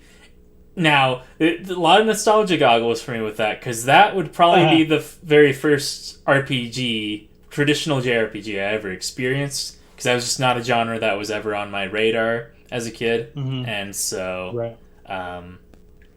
because I grew up with the Game Boy Advance, the GameCube, and systems like that, and even the Game Boy Color. Played a lot of Game Boy Color, a lot of Game Boy, and none of those I didn't experience any JRPGs on those because that just wasn't on my radar. And so this JRPG experience, that's just in my head. That and Bravely Default for the 3DS are what define JRPGs for me personally. As someone who has a huge PlayStation 1 collection, it may sound weird, but Final Fantasy VII, that's not it for me. It's a great game, fantastic game, but that's not what defines JRPG for me. Yeah, I love Final Fantasy VII. We were talking before we decided to make this podcast. I finished Remake and Platinumed it on PS5 this year, and oh man, just I liked it the first time I played it. Especially the original 7 is it's unassailable. It is as good, if not better, as people said it was. I actually played it when I was laid up and recovering from surgery from a work injury, and I had some time to kill, and I booted up Final Fantasy VII, the original, not the original, but the PS4 re-release with the boost mode and turbo and stuff like that. And it was like a warm blanket. It really helped me recover really well. I love that game. And it was funny. I was playing through Remake, and then I had an entire spell this year that was all Final Fantasy VII. I played through chunks of 7 again. I played through Remake and its DLC Intergrade with Yuffie to get ready for whatever Rebirth is, and played through that. Loved it. The ending, not a huge fan of. Maybe they cleaned up in the third one. It's neither here nor there. I had a major chunk of my year taken up with just Final Fantasy VII. And that led Wow. me to watching Advent Children for the first time. Have you seen Advent Children? I own it, but I've never watched it. I have it on DVD, but I haven't yet watched it. You should watch it because it's kind of awesome Yeah. if you've played 7, Yep. but it's kind of busted because it looks like it was like new current age CG. This is how good the CG looks. Yep. And you can see where the money went. It's all over the screen. They It spend looks a lot of money great. on that. It looks great, but there's something weird about it. Like there's a weird quality to the animation where it just seems like that. I don't know. It feels like Final Fantasy X cutscenes. It feels like that where it's like just uncanny enough. And I understand they're supposed to be similar styles. I understand, but they seem uncanny to the actual like representations of the characters in the games. That it kind of put me off in a weird way, but I kind of was into it. It's a weird feeling I had about Advent Children. Yeah. It has one of the most outrageous fights you can watch in a movie. I mean, it's Sephiroth versus Cloud. Spoilers. I don't know if anyone gives a shit, but they're fighting. They're fighting on these like on like the tanks for the reactors and stuff, and they're all falling down fighting each other. Cloud's bike has swords in it. It is super cool. You should watch Advent Children. I think it's great. I really do. Yeah, I'm kind of starting to remember. I think it was actually at a college party that I went to once. It was like on in the background while we were having a party. So yeah, so Based. That is based behavior, right? didn't quite catch it myself. You know, I just kind of saw bits and pieces of it. You know, I was just there to socialize. But yeah, it was in the background. So Yeah, for sure, for sure. Yeah, it's worth a watch. I mean, it's a fun one. It really is. Final Fantasy VII, a huge chunk of my year. I played through original, remake, integrate, watched the movie, Rebirth, and I platinum remake after that. And I kind of lost my train of thought, but my PS5 started overheating and playing remake again. It was just caked in dust. It's been sitting in my entertainment center forever, and it's laying down, which doesn't help. And I had to take apart the outer plates wow. and suck up all the dust. Yeah, like at some point I was just like, this is weird. My PS5 keeps shutting down when I get to the final boss fight, and it just because there's a lot of stuff happening on screen. It's upgraded for PS5, so it's kind of chugging the system a little bit. It's still 60 frames a second. It still runs like a dream, but the PlayStation was so congested. It was like, we're shutting down everything. Like we're not even just kicking you out. Like this, we're shutting down and going to sleep because we can't take this. So I'm like, I'm freaking out. Is my system dying? And I was like, oh wait, there's dust literally everywhere. So I had to take a nozzle to it and just suck it all out, blew it all out. So you took some pieces and parts off it though, right? You opened the internals of it, or? No, I did not do that. Oh, okay. I wanted to. Honestly, I probably would have if I had the right tool. There's like a specific screwdriver you need that I didn't have. Sure. I didn't want to break warranty on it. Not that it really matters. You should be able to work on your own stuff. I wasn't comfortable getting into it. I'm like, I don't want to bust something that I really use all the time. I was just curious how easy those things were to crack open. So when it comes to the actual like the fins on it or whatever you want to call it, I'm looking at it right now. They kind of look like they look like Seto Kaiba from Yu-Gi-Oh! I mean, it looks like his little vest thing. But yeah, it's not hard. You just pop them. Basically, I look up a YouTube tutorial. You just kind of pull them off a certain way. Pretty easy. Sucked all the dust out. Haven't had a problem since, honestly.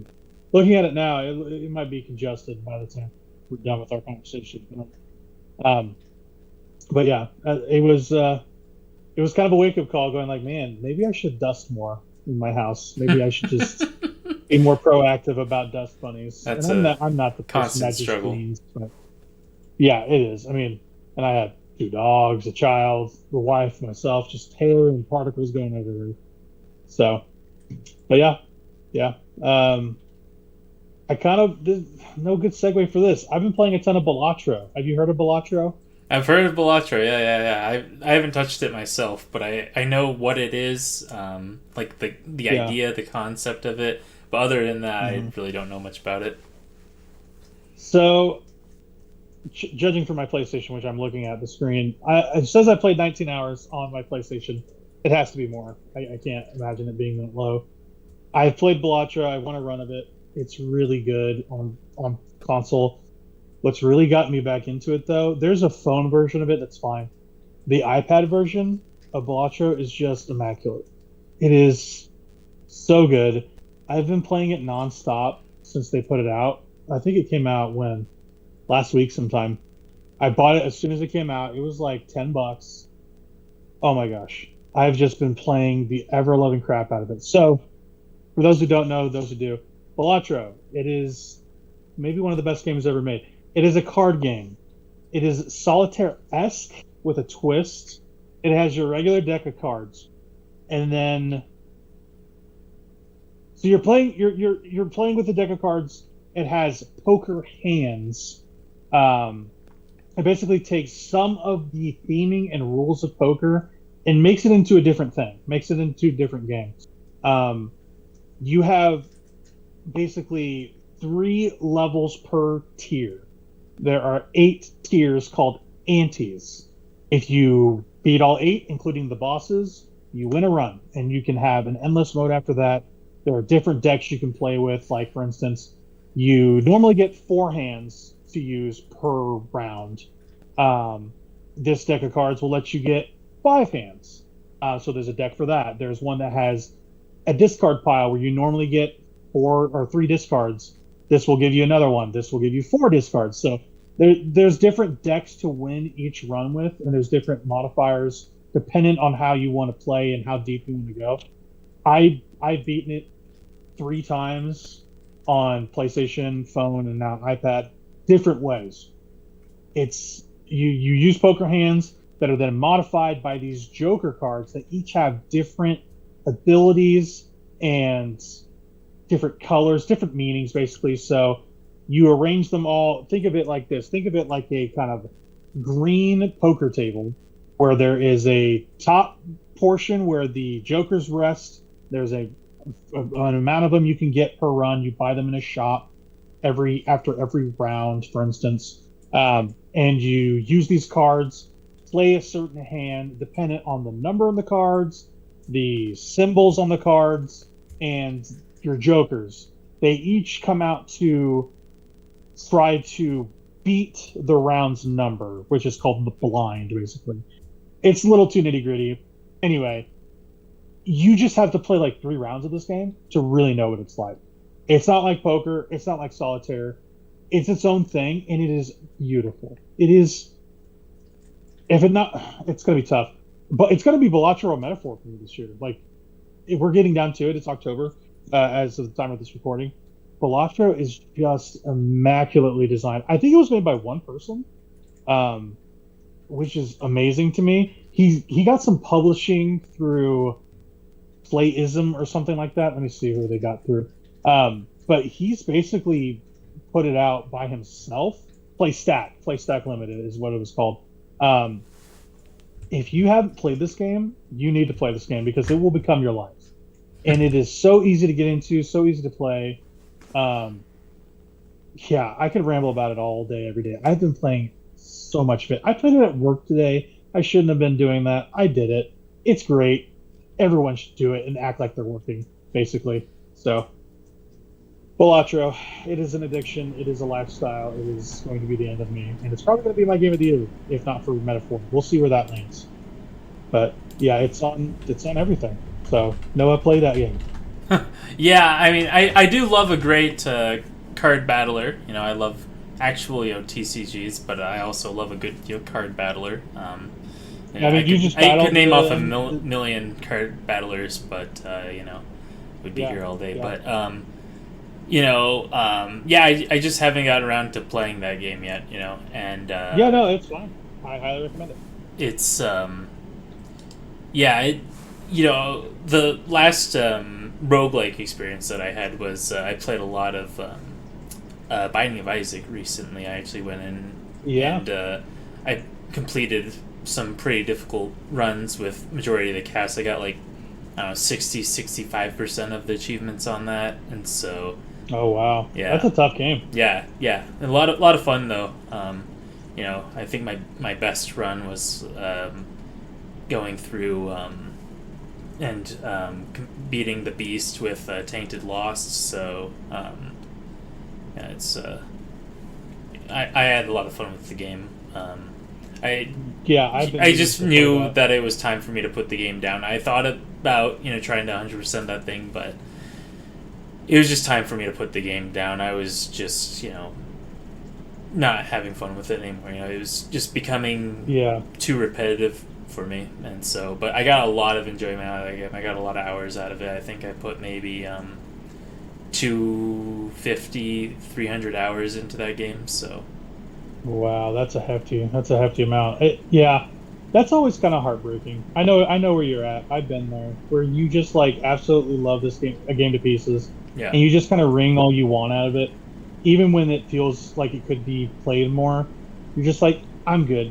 I want to put it down. I like this game. I love this game. Even, I've outgrown it almost. That's kind of honestly, a lot of this is how I feel about Hitman, like the new series. I adore those games. The Hitman World of Assassination trilogy might be the best 1, 2, 3 trilogy in video games. I mean, aside from like, I don't know, Halo 1 through 3 or Mario 1 through 3. I don't even. It is King's Field 1 through 3 or Dark Souls 1 through 3. Let's be reasonable, okay? Games people have played. Hitman, well, people have played Dark Souls 1 through 3 at least. Okay, that's acceptable. Sure, it is a great trilogy, and the way those games are housed is under one roof now. Like you could play them 1 through 3, bing bang boom, you're good to go. Like it's amazing. I had played so much of those games at this point. I put multiple hundreds of hours in the first game. That's probably the one I played the most. The second one I put 150 hours in. The third one I put 79 hours in. But with each successive entry, they bring their old maps forward, basically. So by the time I hit the third one, I had played the game so many times in so many different iterations. I kind of got not bored. I got tired of doing the same stuff because it didn't have a perpetual system to record all your past stuff. So it'll bring all your content forward, but in terms of like progression, you got to start from base one again, which kind of sucks because the first game I did damn near everything, like pretty much everything, and it's so satisfying. Some things I like better about that original release compared to 3. Sure. In terms of just like mechanics and stuff, there's some differences that they kind of iterated upon. But yeah, I'm with you there, where you just love a game to pieces, and you're just like, I've played a lot of you. It's time to move on, and it's a little bittersweet, honestly. And I felt that about Hitman. It's one of those games. I'm like, this is going to be a game that I forever will play. I just don't know when I'm going to get back to the game. So I sympathize with you. So yeah, it's definitely how I am with the Souls series. I'm at that place where I can't even look at a action RPG right now. Mm-hmm. I had friends trying to get me to play the Wukong game, and I was like, no, I don't really feel like playing that. That one's not really even that Soulsy. From what I've seen of it, I've seen quite a... You've played it? Yeah. So, not to get too much into it, if you're wondering if you should play it, I think you're good. I mean, if you want to get it on a sale, it's done well in China, obviously. That's where it's from. And, it's a journey to the West, not in the proper thing, but it's kind of a reinterpretation of that. Yeah. It's for that audience. It did very well here in the West as well. Yeah. In America, that is. It's Journey to the West, technically. But I don't know. It feels like it wants to be a million things, but it's not good at any one of them. I mean, it's Jack of all trades, master of the none. Sure. Like, whatever you want to say about it, it's basically that. It feels like it wants to be a Souls game. It wants to be a combat game. It wants to be hard as nails. It wants to be easy. It wants to be so much. And I'm like, you know what? Just be good at one thing. And it feels sort of middling. Yeah. I think if you're going to play a Souls-like, it's not even really a Souls-like. It's more like like I said, Jack of all trades. It feels like portions of those games. If you're going to play something akin to that, just play like Lies of P or something, which is a good game. Oh, yeah. Don't get me started on Lies of P. Oh, man. I could. You know what? screw it. I could pull that game out right now and play it. I don't even feel like playing Dark Souls 1, Dark Souls 3, but you put Lies of P in front of me, I'm like, yeah, okay, I'll play around with this, sure. What a fantastic game. It knows exactly what it wants to do. Its mechanics are just on point. Like, they really hit the nail on the head with what a Souls-like should be with Lies of P. I hear the ending of that game, like the secret ending, is kind of awesome too. It's absolutely awesome. Can't wait for that sequel. Yeah. They're actually doing a DLC as well for the current one, so I'm really excited for that. Yeah, I don't know what all of that will entail, but I just know that they're doing a DLC expansion for that game. I will definitely be picking that up because that game was really exciting to me when I got to experience that, because that was the first time where I sat down with a Souls-like, and I'm like, they did it. They figured out how to make a good Souls game. Somebody other than FromSoft was able to do it. Because until that point, I hadn't felt like any of the other Souls-likes that came out in FromSoft's wake. Like, I just didn't feel the same spark as I did with Dark Souls 1, Dark Souls 2, or Dark Souls 3, you know? And so, and I mean, it's a testament to how good those games are that it's hard to supplant that or even match that. But it is a feather in Lies of P's cap that it even gets close enough to be talked about in that same conversation, you know? And it's one of those games that, like, I really like playing it. It just passed me by. There was some other stuff that came out that year that I really loved that I wanted to finish over Lies of P. But that is definitely a game I will finish because I was head over heels for that game. Yeah, everything about it I just was super into. Yeah. I have a Bloodborne tattoo on my arm. I don't even see it. Bloodborne tattoo right here. Bloodborne is my favorite game of all time, even though it's not everyone else's.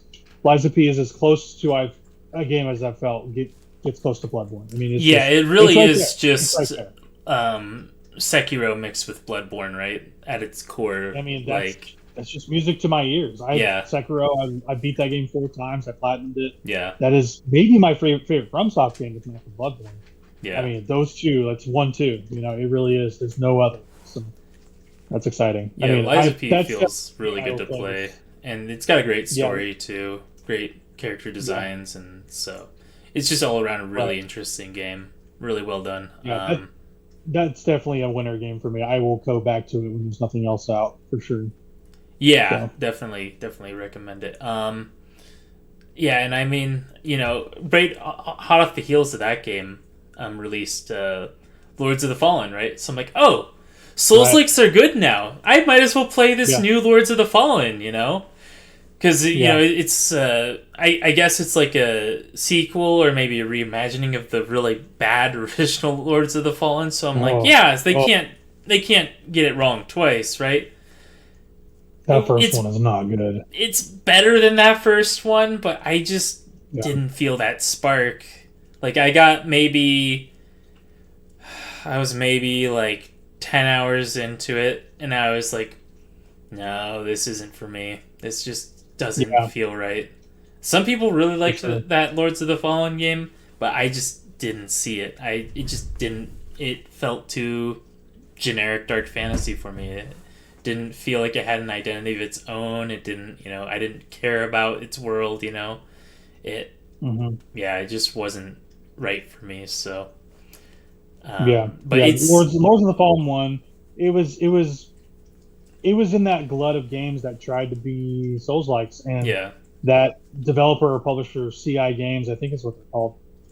They also did the Surge, I want to say, which are also Souls-likes and also not great. But the sequels got better on both fronts. Lords of the Fallen is, for all accounts, a good game as far as I can hear. And then the Surge 2, I hear, is really good. So the first time out, they feel kind of like lame copies. But their sequels kind of expounded upon and actually not perfected, but like made it a better outing, I guess I would call it, than the first time around. So yeah, Souls-likes, they're just hard to do. There's a lot of them. It's probably the most aped new genre these days, other than like hero-based games. I don't know. Hero It's up there. shooters, Like, yeah. yeah, like Concord! Right. Oh god, Concord. Do we want to get into it? I mean, Concord's a mess. It was that whole situation was a mess. What a Playing the game. fantastic game. Okay, so we've got into it. Concord is not a good game, and it never was a good game. And the fact that they thought it was going to be a company-changing IP. Can't wait for that Amazon anthology, right? There's no way they put it out. There's no way. There's no way. I can't wait for the Concord episode. It's going to be so good. We need more Concord content. We gotta. They're going to like get rid of it, and they then want. like, they're going to like cut it out for tax reasons, like Warner Brothers or something. No, they can't do that. They got to release that to the people. The people want Concord. We want to see more Concord. People also want flop, and if you want to give them that, go for it. I think Concord is the most mid thing I've played in a long time, and I played kind of a lot of it. I played about 5 hours in that beta. Yeah, I never got around to playing it, but the character designs, the gameplay is just generic hero shooter. It's like that Marvel hero shooter. How was that? Did you ever get around to that? Yeah. Well, that's coming out. It's not out yet? Soon. Okay. It's basically Marvel Overwatch, and it's shockingly so. I mean, they really cribbed from Overwatch. It's shocking. Like, if you watch any gameplay of this game, you're like, this looks exactly like Overwatch. Oh, yeah, but in Overwatch, you don't get to play as Groot, who says, I am Groot, every 2 seconds, so... Yeah. Well, it's also different. It's third person.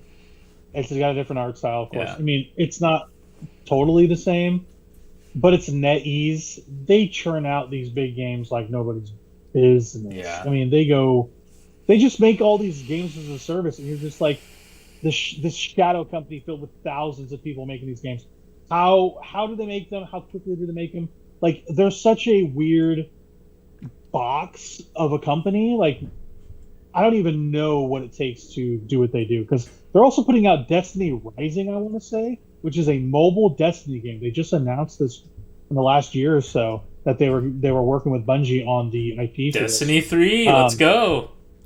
They're just like they just shit out games of service left and right, like boom, boom, boom. Here we go. And it's just like, where do they get all this? I mean, I know where they get the resources from. It's funding from different foreign entities, obviously. But it feels like every year they put out something. NetEase this, NetEase that. I'm like, where do they even come from? So, it's kind of interesting how many companies are going towards those sort of mobile game tie-ins now for their big franchises. Right. Their big blockbuster franchises getting mobile game tie-ins, and also even some of these mobile game tie-ins being actual like games themselves, or like lore important pieces to a game. Totally. Like that Nier game that came out on mobile pretty recently. Right. That I'm pretty sure that thing's canon. And yeah, it's canon, and I think they did shut it down, because I tried to get in on it. Okay. And they were like, yeah, no, it's not here anymore. And people on Reddit are like, yeah, this is canon. I know Reddit's not like the end-all be-all for what a thing is, but you want to look up a search term for anything, you kind of have to put Reddit at the end of it. So I was like, hey, Nier, this is mobile game. Is this like something I need to pay attention to if I'm a fan of Nier? People were like, yeah, it's story critical. I was like, what are we doing? Sequel to Nier and prequel to Nier Automata. Oh, man.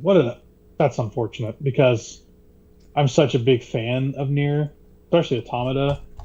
Yeah. The fact that that a sequel / prequel was put on mobile, so you can't play it, is... Yeah, end of service. Okay, April 30th, they ended service. So yeah, that's... Right, yeah. Gosh. Lost media. Yeah, I mean...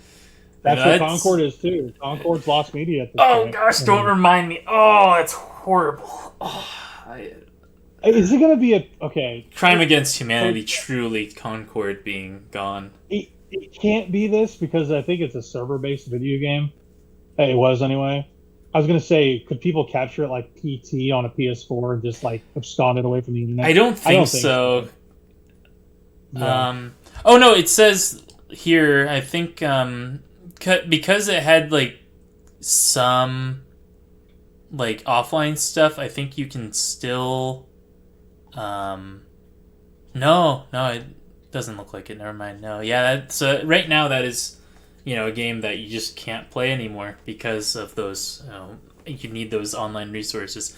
A lot of these games, though, they do eventually get a offline release, right? Even gacha games, like just recently I saw that that Mega Man gacha game got released as a standalone, like a actual non-mobile game, and you can Yeah. play that offline without the gacha mechanics. So, Interesting. yeah, Yeah, they're doing that. They're doing that with what is it called? Air Twister. They're doing that with Air Twister. That was a iPhone game. Okay. From the guys that made, was it Space Harrier? I forget who it's actually from. Yeah, I better look it up before I actually talk. But anyway, it was an Apple Arcade game that you could see when it was made that it was supposed to have all these like free to play mechanics in it, and they just hadn't implemented them because they got basically either licensed to drop or bought out directly to be put on Apple Arcade. So all those systems weren't really implemented, but you can kind of feel that DNA in the actual game. It's also by Yu Suzuki, actually, which is funny. The guy who made Shenmue, he made Air Twister. Yeah, like from everything I hear about it is that it was supposed to be like monetized all to hell, and as soon as Apple Arcade put it on their subscription, they take all the all the monetary stuff out of it because you play a flat fee for all those games. Yeah. So it kind of feels like a shell of what it could have been, in probably a beneficial way, because it doesn't have a bunch of crap in it. Yeah. But Yu Suzuki, he's all That's over interesting. everything. Yu Suzuki's all over our podcast right now. We need to get that. But anyway, Air Twister, I don't know much about it, but yeah, stuff like that. It's just mobile gaming is it's odd. interesting. That's an interesting design space, right? The mobile gaming design space. Because what it seems like to me, because I also read that Animal Crossing Pocket Camp, they're doing the same thing. They're taking that offline and making that it's going to be a standalone purchase. You buy the game and you get to do all of the free to play stuff is going to be turned into a non free to play game. So that begs the question, why are these mobile games, is mobile gaming dying, or is it evolving into something different? I think it's evolving for sure. And, for Nintendo's credit, they did make a push into mobile with Super Mario Run, with the Fire Emblem game, with this. They had that RPG as well, that weird RPG that was just a, like, generic anime-ish, fantasy franchise. I forget what they called that thing, but I heard it was actually kind of solid. Yeah. They kind of just like all their inroads into mobile, including Pocket Camp, they just kind of like let them hang, and they were monetized, but they weren't like heavily monetized. Heroes hit it off really big. I think that was like the biggest one that they had was Fire Emblem Heroes. I think one's still going strong. So it was so big. I played it. I mean, I liked it. Heroes was good. Yeah. I don't know. Yeah, it's interesting to see like those games get almost retrofitted to be a single purchase sort of game. That's interesting. I don't think Nintendo ever did that with any of their stuff. They are doing that though, so that's interesting. Yeah. So mobile gaming I feel like it's changing. I don't know if it's dying off, but I think more than ever people are playing on their phones. It's a lot of children as well. But with the rise of these handheld portable consoles, I wonder if that it's going to spike things and vulture that from the mobile gaming space, or if it's still going to be like a tandem sort of situation. You play on your phone, you play on your tablet of choice. I don't know. Right, because you just mentioned the Destiny phone tie-ins, so there's still companies that are trying to do these phone tie-ins to these AAA games, but right, it's interesting to me because I think that when the mobile game um, design space, first started gaining traction was around the time that of the DS, right, and the PSP, Yeah, and definitely. so it kind of a lot of that development shifted towards a lot of those developers, those low budget developers, that sort of thing. They moved to mobile development because that was the evergreen sort of platform Right. for them, and so you didn't Right. see a lot of Yeah. It those was. lower budget games on the 3DS, on the Vita, because a lot of those developers moved to that mobile space. That was a perfect place for them. Right. And Totally. so with the 3DS and the Vita, you had these libraries that were just handcrafted for these consoles, and they were just fantastic libraries, both of them, honestly. The Yeah. 3DS, And beat it out, of course, because it had the larger yeah. library with more expansive stuff. But the Vita gave it a run for its money in terms of quality of library, even if it didn't have those sales. So Yeah, well, the Vita like was very strong out in front, but in terms of like long term propping up of new video games on the console, it kind of died on the vine. PSP was way more support. It's way more heavily supported than the Vita ever was. oh, Like that they PSP basically was put out the awesome. Vita. Yeah, Yeah, the PSP was great, and they treated it like an actual killer, like a Nintendo would. But for some reason, like they became less enamored with the Vita, and I think a lot of it had to do with the piracy because as soon as the Vita came out, it basically got cracked open. wow. And the PSP, yeah, the PSP basically had piracy issues as well, but not like the Vita. Like Yeah, you can hack a Vita like no problem. You can do it through the browser. It is that easy to hack yeah, a Vita. yeah. Um, The Vita hacks are super easy. yeah, right. Yeah, it's super easy. I mean, you could do it with your eyes closed, really.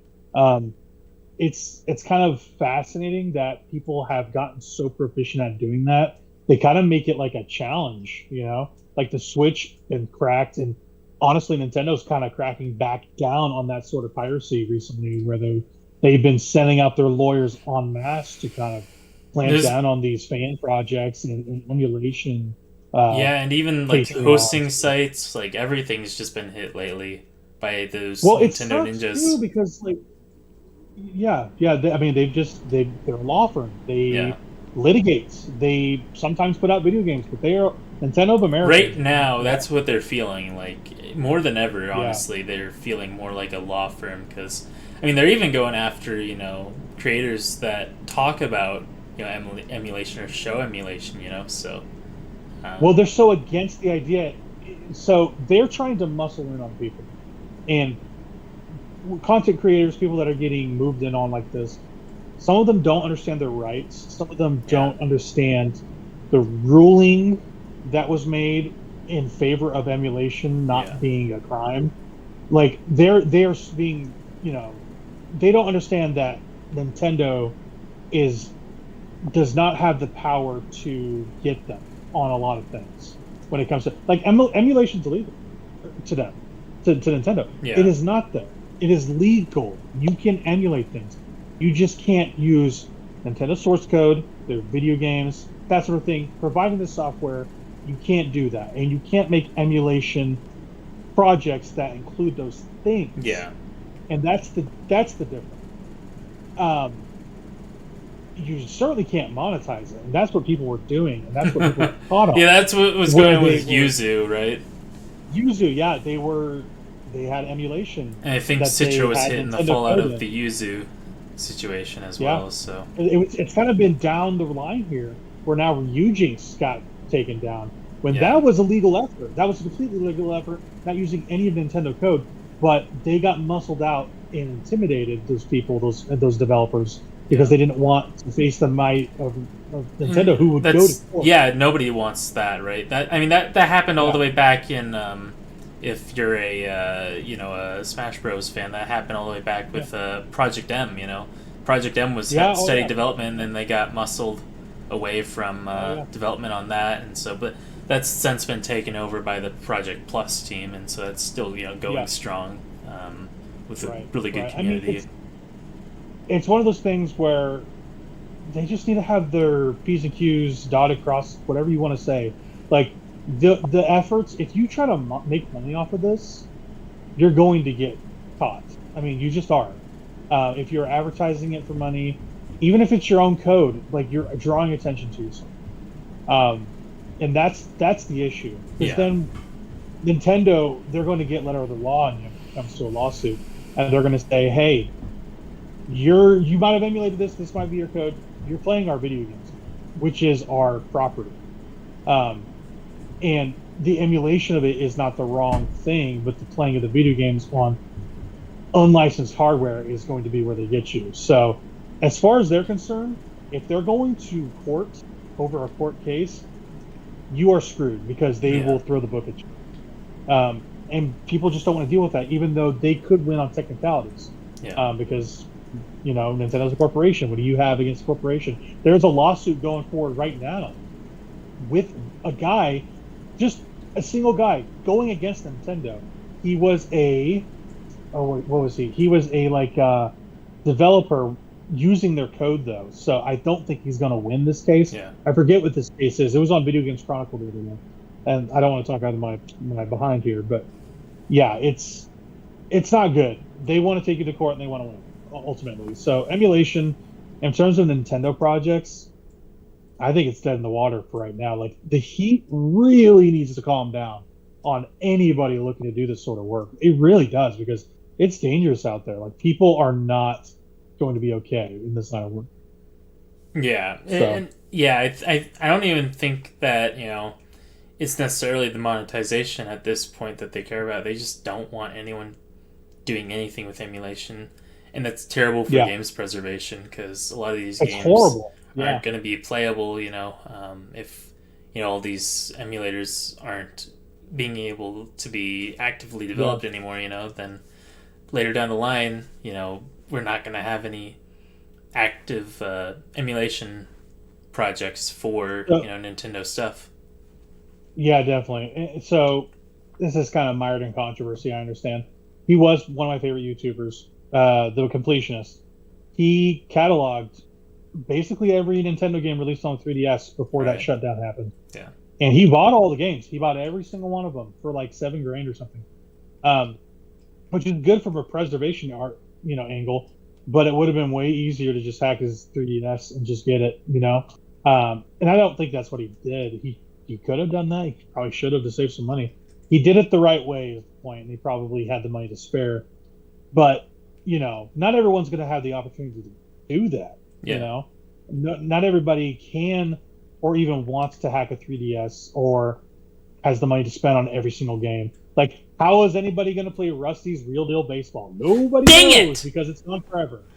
Dang it! What a fantastic game. I don't even like sports games that much, but Rusty's Real Deal Baseball was one of the coolest projects, I think, that any developer has done, solely because of its wacky monetization, right? Yeah, they were I forget how it went, but like... You could barter, essentially, with Rusty to get the mini games for a cheaper price. Yeah. What game does that? That's never been done before Rusty, as far as I know. What a weird concept. Like, I don't even... Like, the games were fun, but bartering with Rusty to get that price down, that's wild, right? There's some crazy stuff. Like, I forget what they call it. I wasn't very into the 3DS ecosystem the same way you were. But there was a 3DS set of games you could buy from Rabbit. Do you remember this? A Rabbit, where you would do essentially the same thing. You would barter with them. I forget what it was for. It was for like the Nintendo Park stuff or whatever, the kind of shovelware games. We're talking about like the Mii Park stuff, the Street Pass? Maybe. I think it was Street Pass games. I think it was Street Pass games. There's an old Giant Bomb podcast clip, which I'm a huge fan of, old Giant Bomb stuff with Jeff Gerstmann and all them. You know this. They talk about how funny it is that they dress up this whole purchasing conversation under the guise of a bunny you're making like a deal with. So I'll have to send you this because it's hilarious. Yeah, you're bartering with a virtual thing. Yeah. Who's trying to like get you to use your credit card, and to like pay for these shovelware games, you know. Uh-huh. Um, Yeah, no, they it's like, did that with the Street Pass Plaza a little bit as well. I remember that. But yeah, they went full in with Rusty's real deal yeah. baseball. So These Street Pass games, they were smaller. I don't think they were that much. They're probably like $5, but yeah, like you would talk to this bunny apparently, and according to the podcast, they were just like talking to the bunny, going like, "Yo, if you want to cut a sweet deal, I'll make these games $3, brother." Like, I got you, man. this bunny's like, "There's gonna be." He's like, "Don't worry about money up front. There's gonna be a part in this process that we'll take care of it."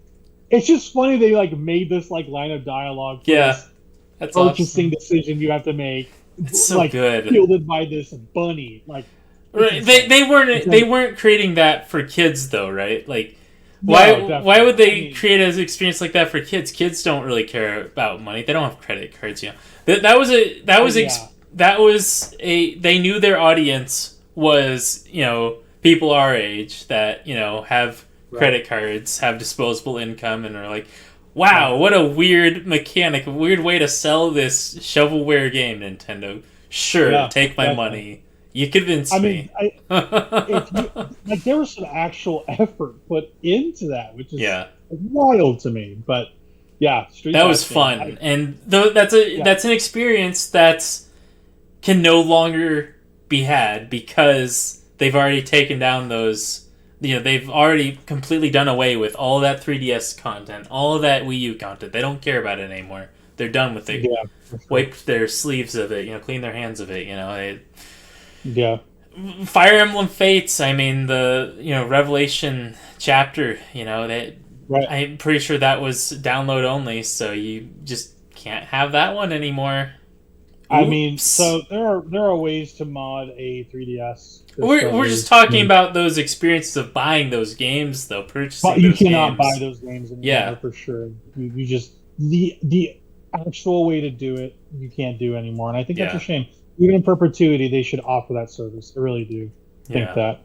Um, For longer it's than going to they be did, at interesting to least, see. right? I mean, those games still hold up. Those games still feel modern to me. Yeah, yeah. I mean, at some point, like a good game's a good game, and Yeah, if it holds up, it holds up. Especially, I feel like the cutoff for that stuff in terms of like mechanical funk and visual, like it's hard to explain what I mean. I guess what I mean is like the stuff. There's like a cutoff where games became more competent in terms of mechanics, in terms of visuals, that sort of thing. I feel like that started with the PS2 on, where yeah, there was a certain quality level you were able to hit in terms of fidelity, in terms of execution and mechanics, and it's good all the way up until now, and you see the iterations of that through each generation on the tech side, on the story side. There's leaps in every generation, but basically PS2 fidelity level was at a baseline. This is good. This PS2 is good. Xbox is good. GameCube is good. We're not into old wobbly vertices PS1 days. yeah, You can legibly see what's happening on screen. yeah, So when you're playing a 3DS, like the gimmick of the 3DS, slider. Maybe you're not doing whatever. that anymore. But these Yeah, games still look good. yeah, they do. So They look yeah, like PS2 games. They really do, yeah, they and do. that's And good. I mean, they should have. it's not always. Good. Go ahead. Go ahead. I was just gonna say they should have supported that thing till 2030 at least. That thing had a Yeah, they lot of could. life left in it. I think. I think there's still room for a small handheld like it. I really do. I mean, the 3DS it has such a robust library. So Yeah, many good games on going it. back to the conversation with the hybrids, though, I think that's where that design space is going. I think they're going towards that Yeah, more tablet style design space. They don't really care about those smaller handhelds anymore. yeah. They're leaving that market to the mobile gaming market. I think. They they're basically moving. They're going to have these hybrid games. They just know that. In terms of like form factor, that's changing. Where they're making it more lightweight. They're making it easier. They're making handheld only consoles where you just take it with you like the light. That's the stuff that's changed. Um, there's not going to be bespoke games on a Switch Lite as compared to a regular Switch in a dock or Switch 2. Yeah. You know what I mean? Like they all talk to each other. You can all play the same thing. There's some games you can't play on it very well. Like for instance, you can't play Mario Galaxy on a Switch Lite because you have to have the Joy Cons. Do you? You do. I'm pretty sure you do for like, doing different stuff. No, you can use the touch screen for the like Wii pointer. So you can technically play it. It's hampered though. There are some. Yeah. That's not a good example. There are some games though where you have to have the Joy-Cons off, and I forget which ones they are. But there are some exceptions. A lot of like party games, stuff like that. You certainly do need. Yes. Yeah. Joy-Cons off. Yeah. But that 1-2 switch. How are you gonna milk the cow if you can't take those Joy-Cons off? Oh. Gotta milk that cow. I mean, come on. These are the real questions we have. Yeah. I mean, these are the ones. Did they release that sequel to the 1-2 switch? Like. They did. I think they were, man. From all things I heard, is that they were embarrassed that game was coming out, and so they just kind of dropped it. They just dropped it. Whose idea was it to release a sequel to that game? Like, who out there was like, yes, I love 1-2 switch. I want to milk more cows. It was Miyamoto. He was just like, oh, fucking fine. I mean, put it out. Who gives a shit? I mean, most of it's FMV anyway. Who cares? Yeah. But yeah, I'm interested to see what we're going to get out of the Switch 2. I think it comes out late next year, and they announce it. I think they announced it at the end of this year, beginning of next, and we have a holiday release window. That would be amazing with probably new Mario on it or a new Donkey Kong. That's probably what's going to happen. I'd love followed by followed by probably a new Mario Kart. I could see that happening. So that would be pretty awesome. So. We're winding down. This is kind of our first episode. We're trying to feel it out. But yeah, we kind of touched base on a lot of stuff that we've been thinking about lately. I wanted to kind of like recommend each other small things to play, just kind of in the winter months. I think Outer Wilds is something you should at least touch. Consider it going into the holiday. I think it is perfect for you. I really do. And we talked about this before we got on here. Outer Wilds is every bit the Majora's Mask you would want, without the impending doom of the moon crashing into your planet. But it's not far off, so I recommend playing that.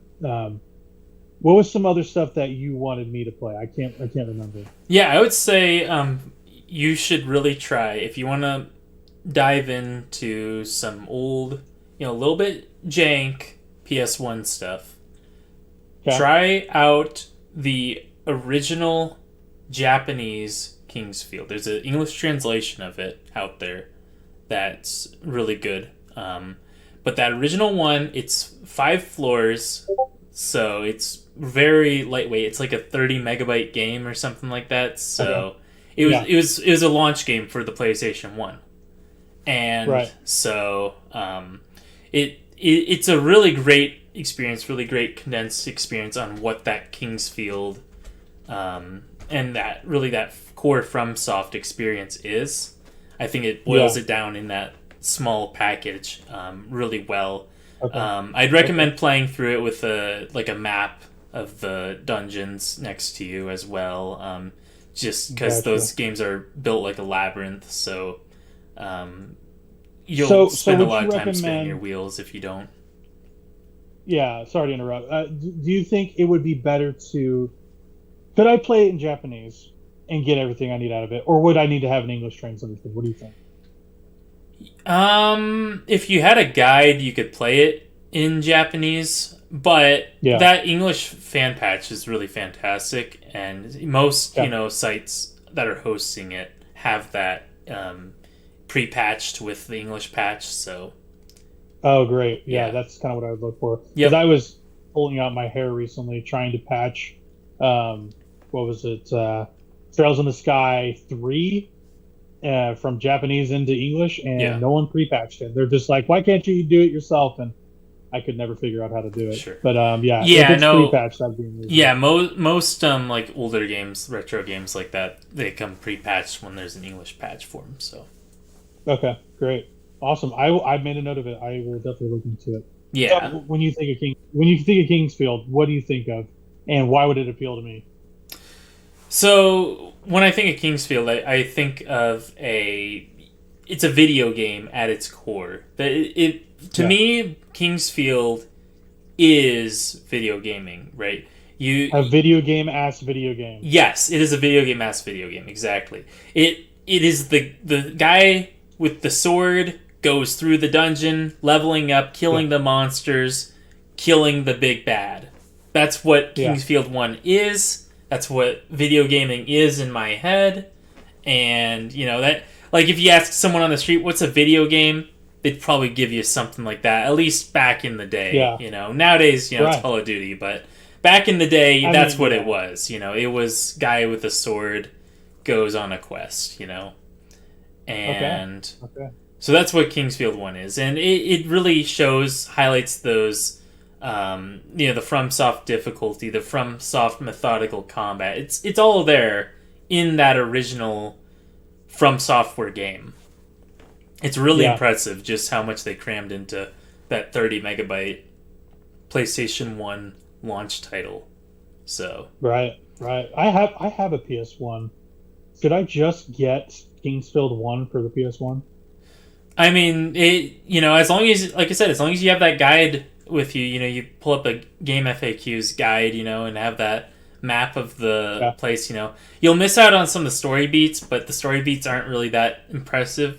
That's never Mhm. been FromSoft's forte, Their best I story mean, yeah, was yes, probably Armored more, Core 6, yeah. so Well, yeah, more now. They've kind of leaned more into the stories recently. yeah. I think Bloodborne's the perfect melding of that, where they gesture at it without telling you completely what's going on, but there's Yeah, enough sure. happening that allows you to dig deeper. So I appreciate it for that. Yeah, I will. I'll play it. Sure, why Yeah. not? I got nothing to lose. Yeah. Yeah, I'm coming up on a slow period. Once we hit December, I'm really launching into some cozy games, some smaller games, some stuff Yeah. I've backlog games. That would be something I would probably launch into. So Yeah, it's it's on a my lot list. It's on my smaller, a list. lot more bite-sized than the Kingsfield one that we got here in the States. Because the Kingsfield one we Yeah. got here in the States was Kingsfield 2 for Japan, so Oh, okay. um, Gotcha. yeah, so they had that sort of Final Fantasy thing going of the names Right. not quite matching up, but you just look for that Mhm. Japanese Kingsfield one, and you should be able to find it. Gotcha. Gotcha. But I mean, Okay. the whole trilogy on the PlayStation is a fantastic. Like, I'd say they really peaked with that Kingsfield 3, 2 for the States. I mean, that's just the Yeah. pinnacle. Because Yeah. 1 and 2 are contained entirely inside of like a dungeon. 2 has a little bit more like outsidey-ish areas, like in towns and things inside the dungeon, but it's still contained in that Okay. dungeon. Whereas 3 it has a whole overworld that you traverse. Oh wow. Yeah, That's yeah, interesting. yeah. A whole overworld that you traverse, and then you can go down into dungeons that are connected to the overworld, and it's this whole interconnected world. So it's really interesting. That third entry is really fantastic. So two things I would recommend to you. If so, you have not played Kingsfield 4, right? I have not yet. No, I'm currently Okay. trying to get a PlayStation, or PlayStation 2, so I can play that on Sure. real hardware. So actually three things now. So see if you can't get your hands on the PS3 that's back and pat for 1 and 2. That'd be kind of awesome. Yeah. They're kind of hard to find. They're a little Right. expensive, but definitely worth the money if you can get it. Mine was expensive when I bought it too. Like $600 when I bought it like Sure. 4 or 5 years ago. Definitely worth your money. Number two, Kingsfield. There's a great conversation on Kingsfield 4. Yeah. On if you've ever heard of Remap, it was called Wait. Some people from Waypoint, which was a Vice vertical of video games, they went off to do their new thing called Remap. It's basically the same thing without corporate oversight. Waypoint has a great series on Kingsfield 4, and they talk to a very prominent Soul streamer, Lobos Jr. Yeah, I think his yep. name is. Where they talk, yeah, you know Lobos. Yep. Where they talk about Kingsfield 4 and what's good, what's bad about it. And then it segues into them playing it on stream as well, Waypoint. So if you're interested to see what it looks like with kind of newcomers' eyes, I recommend looking at Waypoint's Kingsfield Forest stuff. Their podcast is excellent. I didn't even play it, and I was still fascinated by it. Yeah. They have an archive up still. Waypoint does, and then their playthrough on the old Waypoint channel is excellent stuff. So, if you're looking to make an inroads on 4 before you buy it, I would look at those. It's really good stuff. But yeah, I guess closing thoughts in little bits here. I just wanted to find out what you're watching because I like talking about movies and stuff, but I don't want it to make it the main platform, but I want it to kind of close out things if we can. So, for me, I'll go ahead. I've been catching up with My Hero Academia. It's so good so far. I'm watching the dub because I've always watched the dub since season 1. So it's making it excruciating having to wait every week because they're 2 weeks behind on Crunchyroll for the new episodes.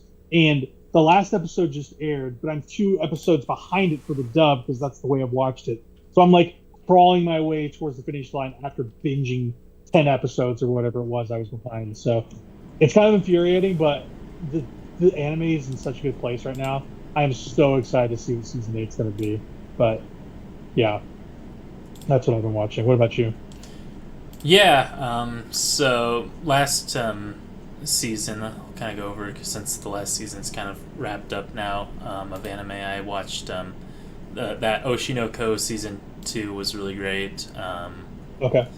I watched Wisteria Wand and Sword. It's kind of slow at the beginning, but it's got that really good just sort of shonen fantasy stuff going on, so it's I love pretty that stuff. fun. Love it. I watched No Longer Allowed in Another World. That was a good isekai showing. Isekai. Very it changes some of the fundamentals of what an isekai can be, and it goes over some really just like heart-wrenching topics, and it's very funny, but also very mature at times. So that's good. Really good one like to look out a good for. balance for sure. Yeah. I did finish that My Hero season 7. That was great. Yeah. But and then I'm currently watching the next season of ReZero. That's good so far. I'm watching the Fairy Tail 100 Years Quest. That's been really good. Just more Fairy Tail in general. I love that series. Fairy Tail, really? Okay. Oh yeah, I've been a fan of that series since day one. I mean, I've been watching it while it's been airing since that first episode. So. Wow. Yeah, it's like 500 episodes of the original Fairy Tail or something like that. Wow. So. One of my old coworkers when I was working in a factory, he was the biggest Fairy Tail fan I've ever met. He wore a Fairy Tail shirt every single day, 24/7. Like nice. he was crazy. I was like, "Is this the only shirt you own?" Sort of thing. Like it was to that point. But yeah, he was like, "Dude, you gotta watch Fairy Tail." I'm like, well, I'll get to it. Yeah, you got to be the right audience for Fairy Tail. I wouldn't recommend it to everyone. It's a very long shonen, and you have to really like shonen to like Fairy Tail. It's one of those where you really gotta like, you really gotta like it. But I really like Fairy Tail. I really like Hiro Mishima's works. So. Okay. Yeah, I like the art especially. Yeah. I would like to read the manga. It looks good. Mm-hmm. But yeah, I've been watching that mainly for My Hero. In the background, I'm rewatching Brotherhood, Full Metal Alchemist. Yeah. Classic, fantastic. She's so into that show. She loves it. I was shocked by how much she likes it. I actually have a Edward Elric Funko up there, which is great. So we're watching that. I think we're like a quarter of the way through that. We're like 24 episodes in. It's a slow burn, getting through it with her. Yeah.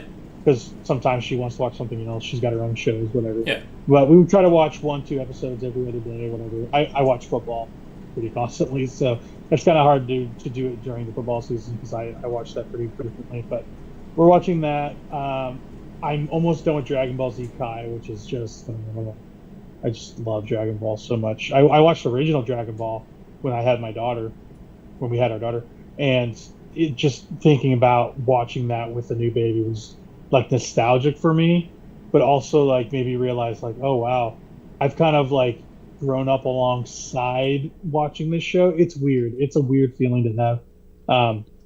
But yeah, Kai, she'll just my little daughter Audrey, she'll sit down beside me and watch it with me. She loves the theme song for Kai and stuff. It's great. It's great. I think it's going to be something we love for years. She's going to be such a huge weeb. It's insane. We watch so much anime in this house.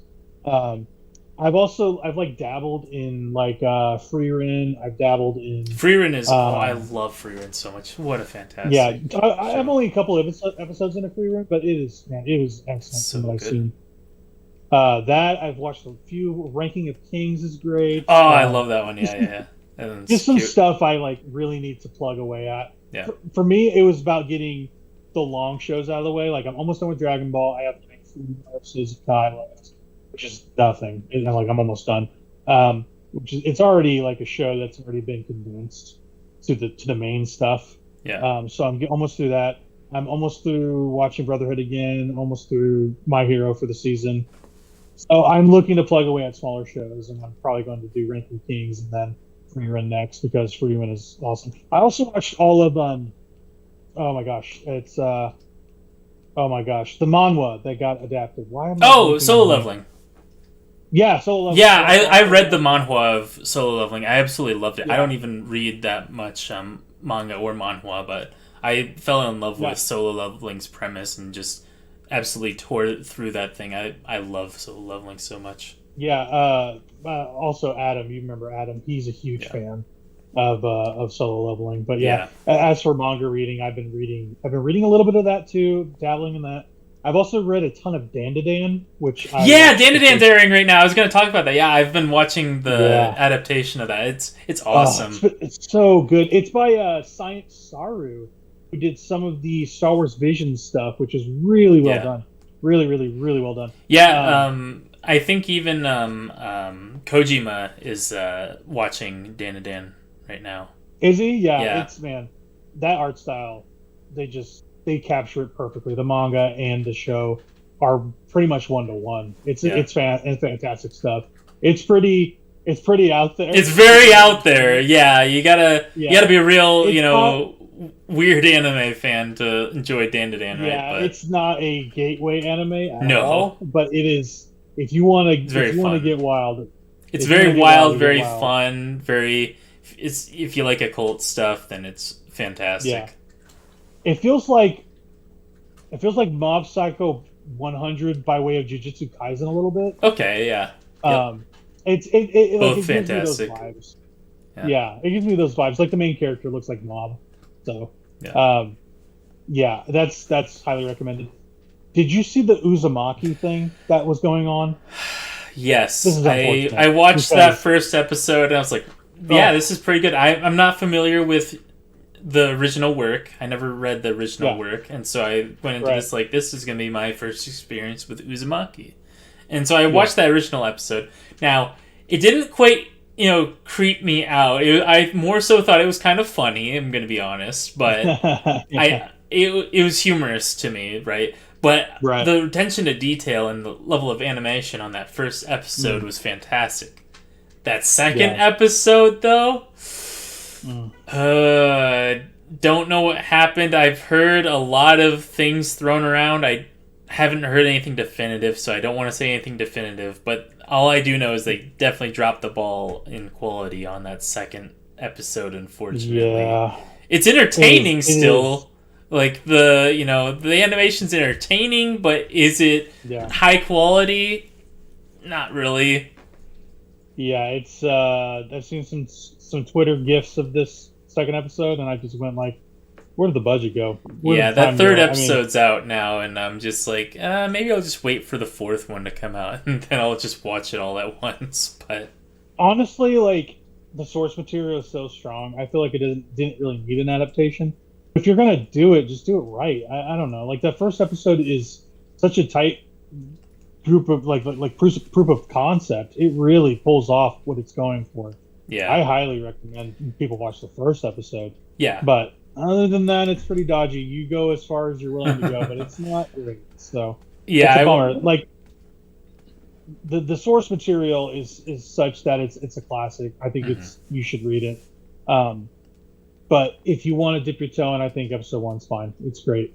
So yeah, Uzumaki. It's. I hope it. Man, I wish they would take time doing that stuff because that's unfortunate. There's two authors, two authors that'll never have their stuff adapted correctly. There's Kentaro Junji Miura? Ito. Yes. Yep.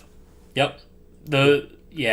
mean those Berserk animations are always just besides the very first Berserk animation. Yeah. Those are always just going to be terrible, it seems. Yeah. They even shut down that fan project that was going on. They had a fan adaptation. Yeah, they shut that down, yep. Oh, why? Yep. That looks so good. They got a cease and desist. Yeah. Oh, that's such a bummer. Because that looked really good. Yeah, that 97 anime is great. I mean, so the Golden Age arc movies are pretty good too, from what I hear. Okay. But they just adapt the same thing over and over, which is fine. That's what people know Berserk for. That's like volume what? Volume. Yeah, it's like that's like the prequel to Berserk, and that's what Berserk, animation wise, is known for. But I mean, Berserk really is known for that manga, though, right? Like the fans of Berserk read that manga. I haven't gotten a chance to read that manga yet, but I have.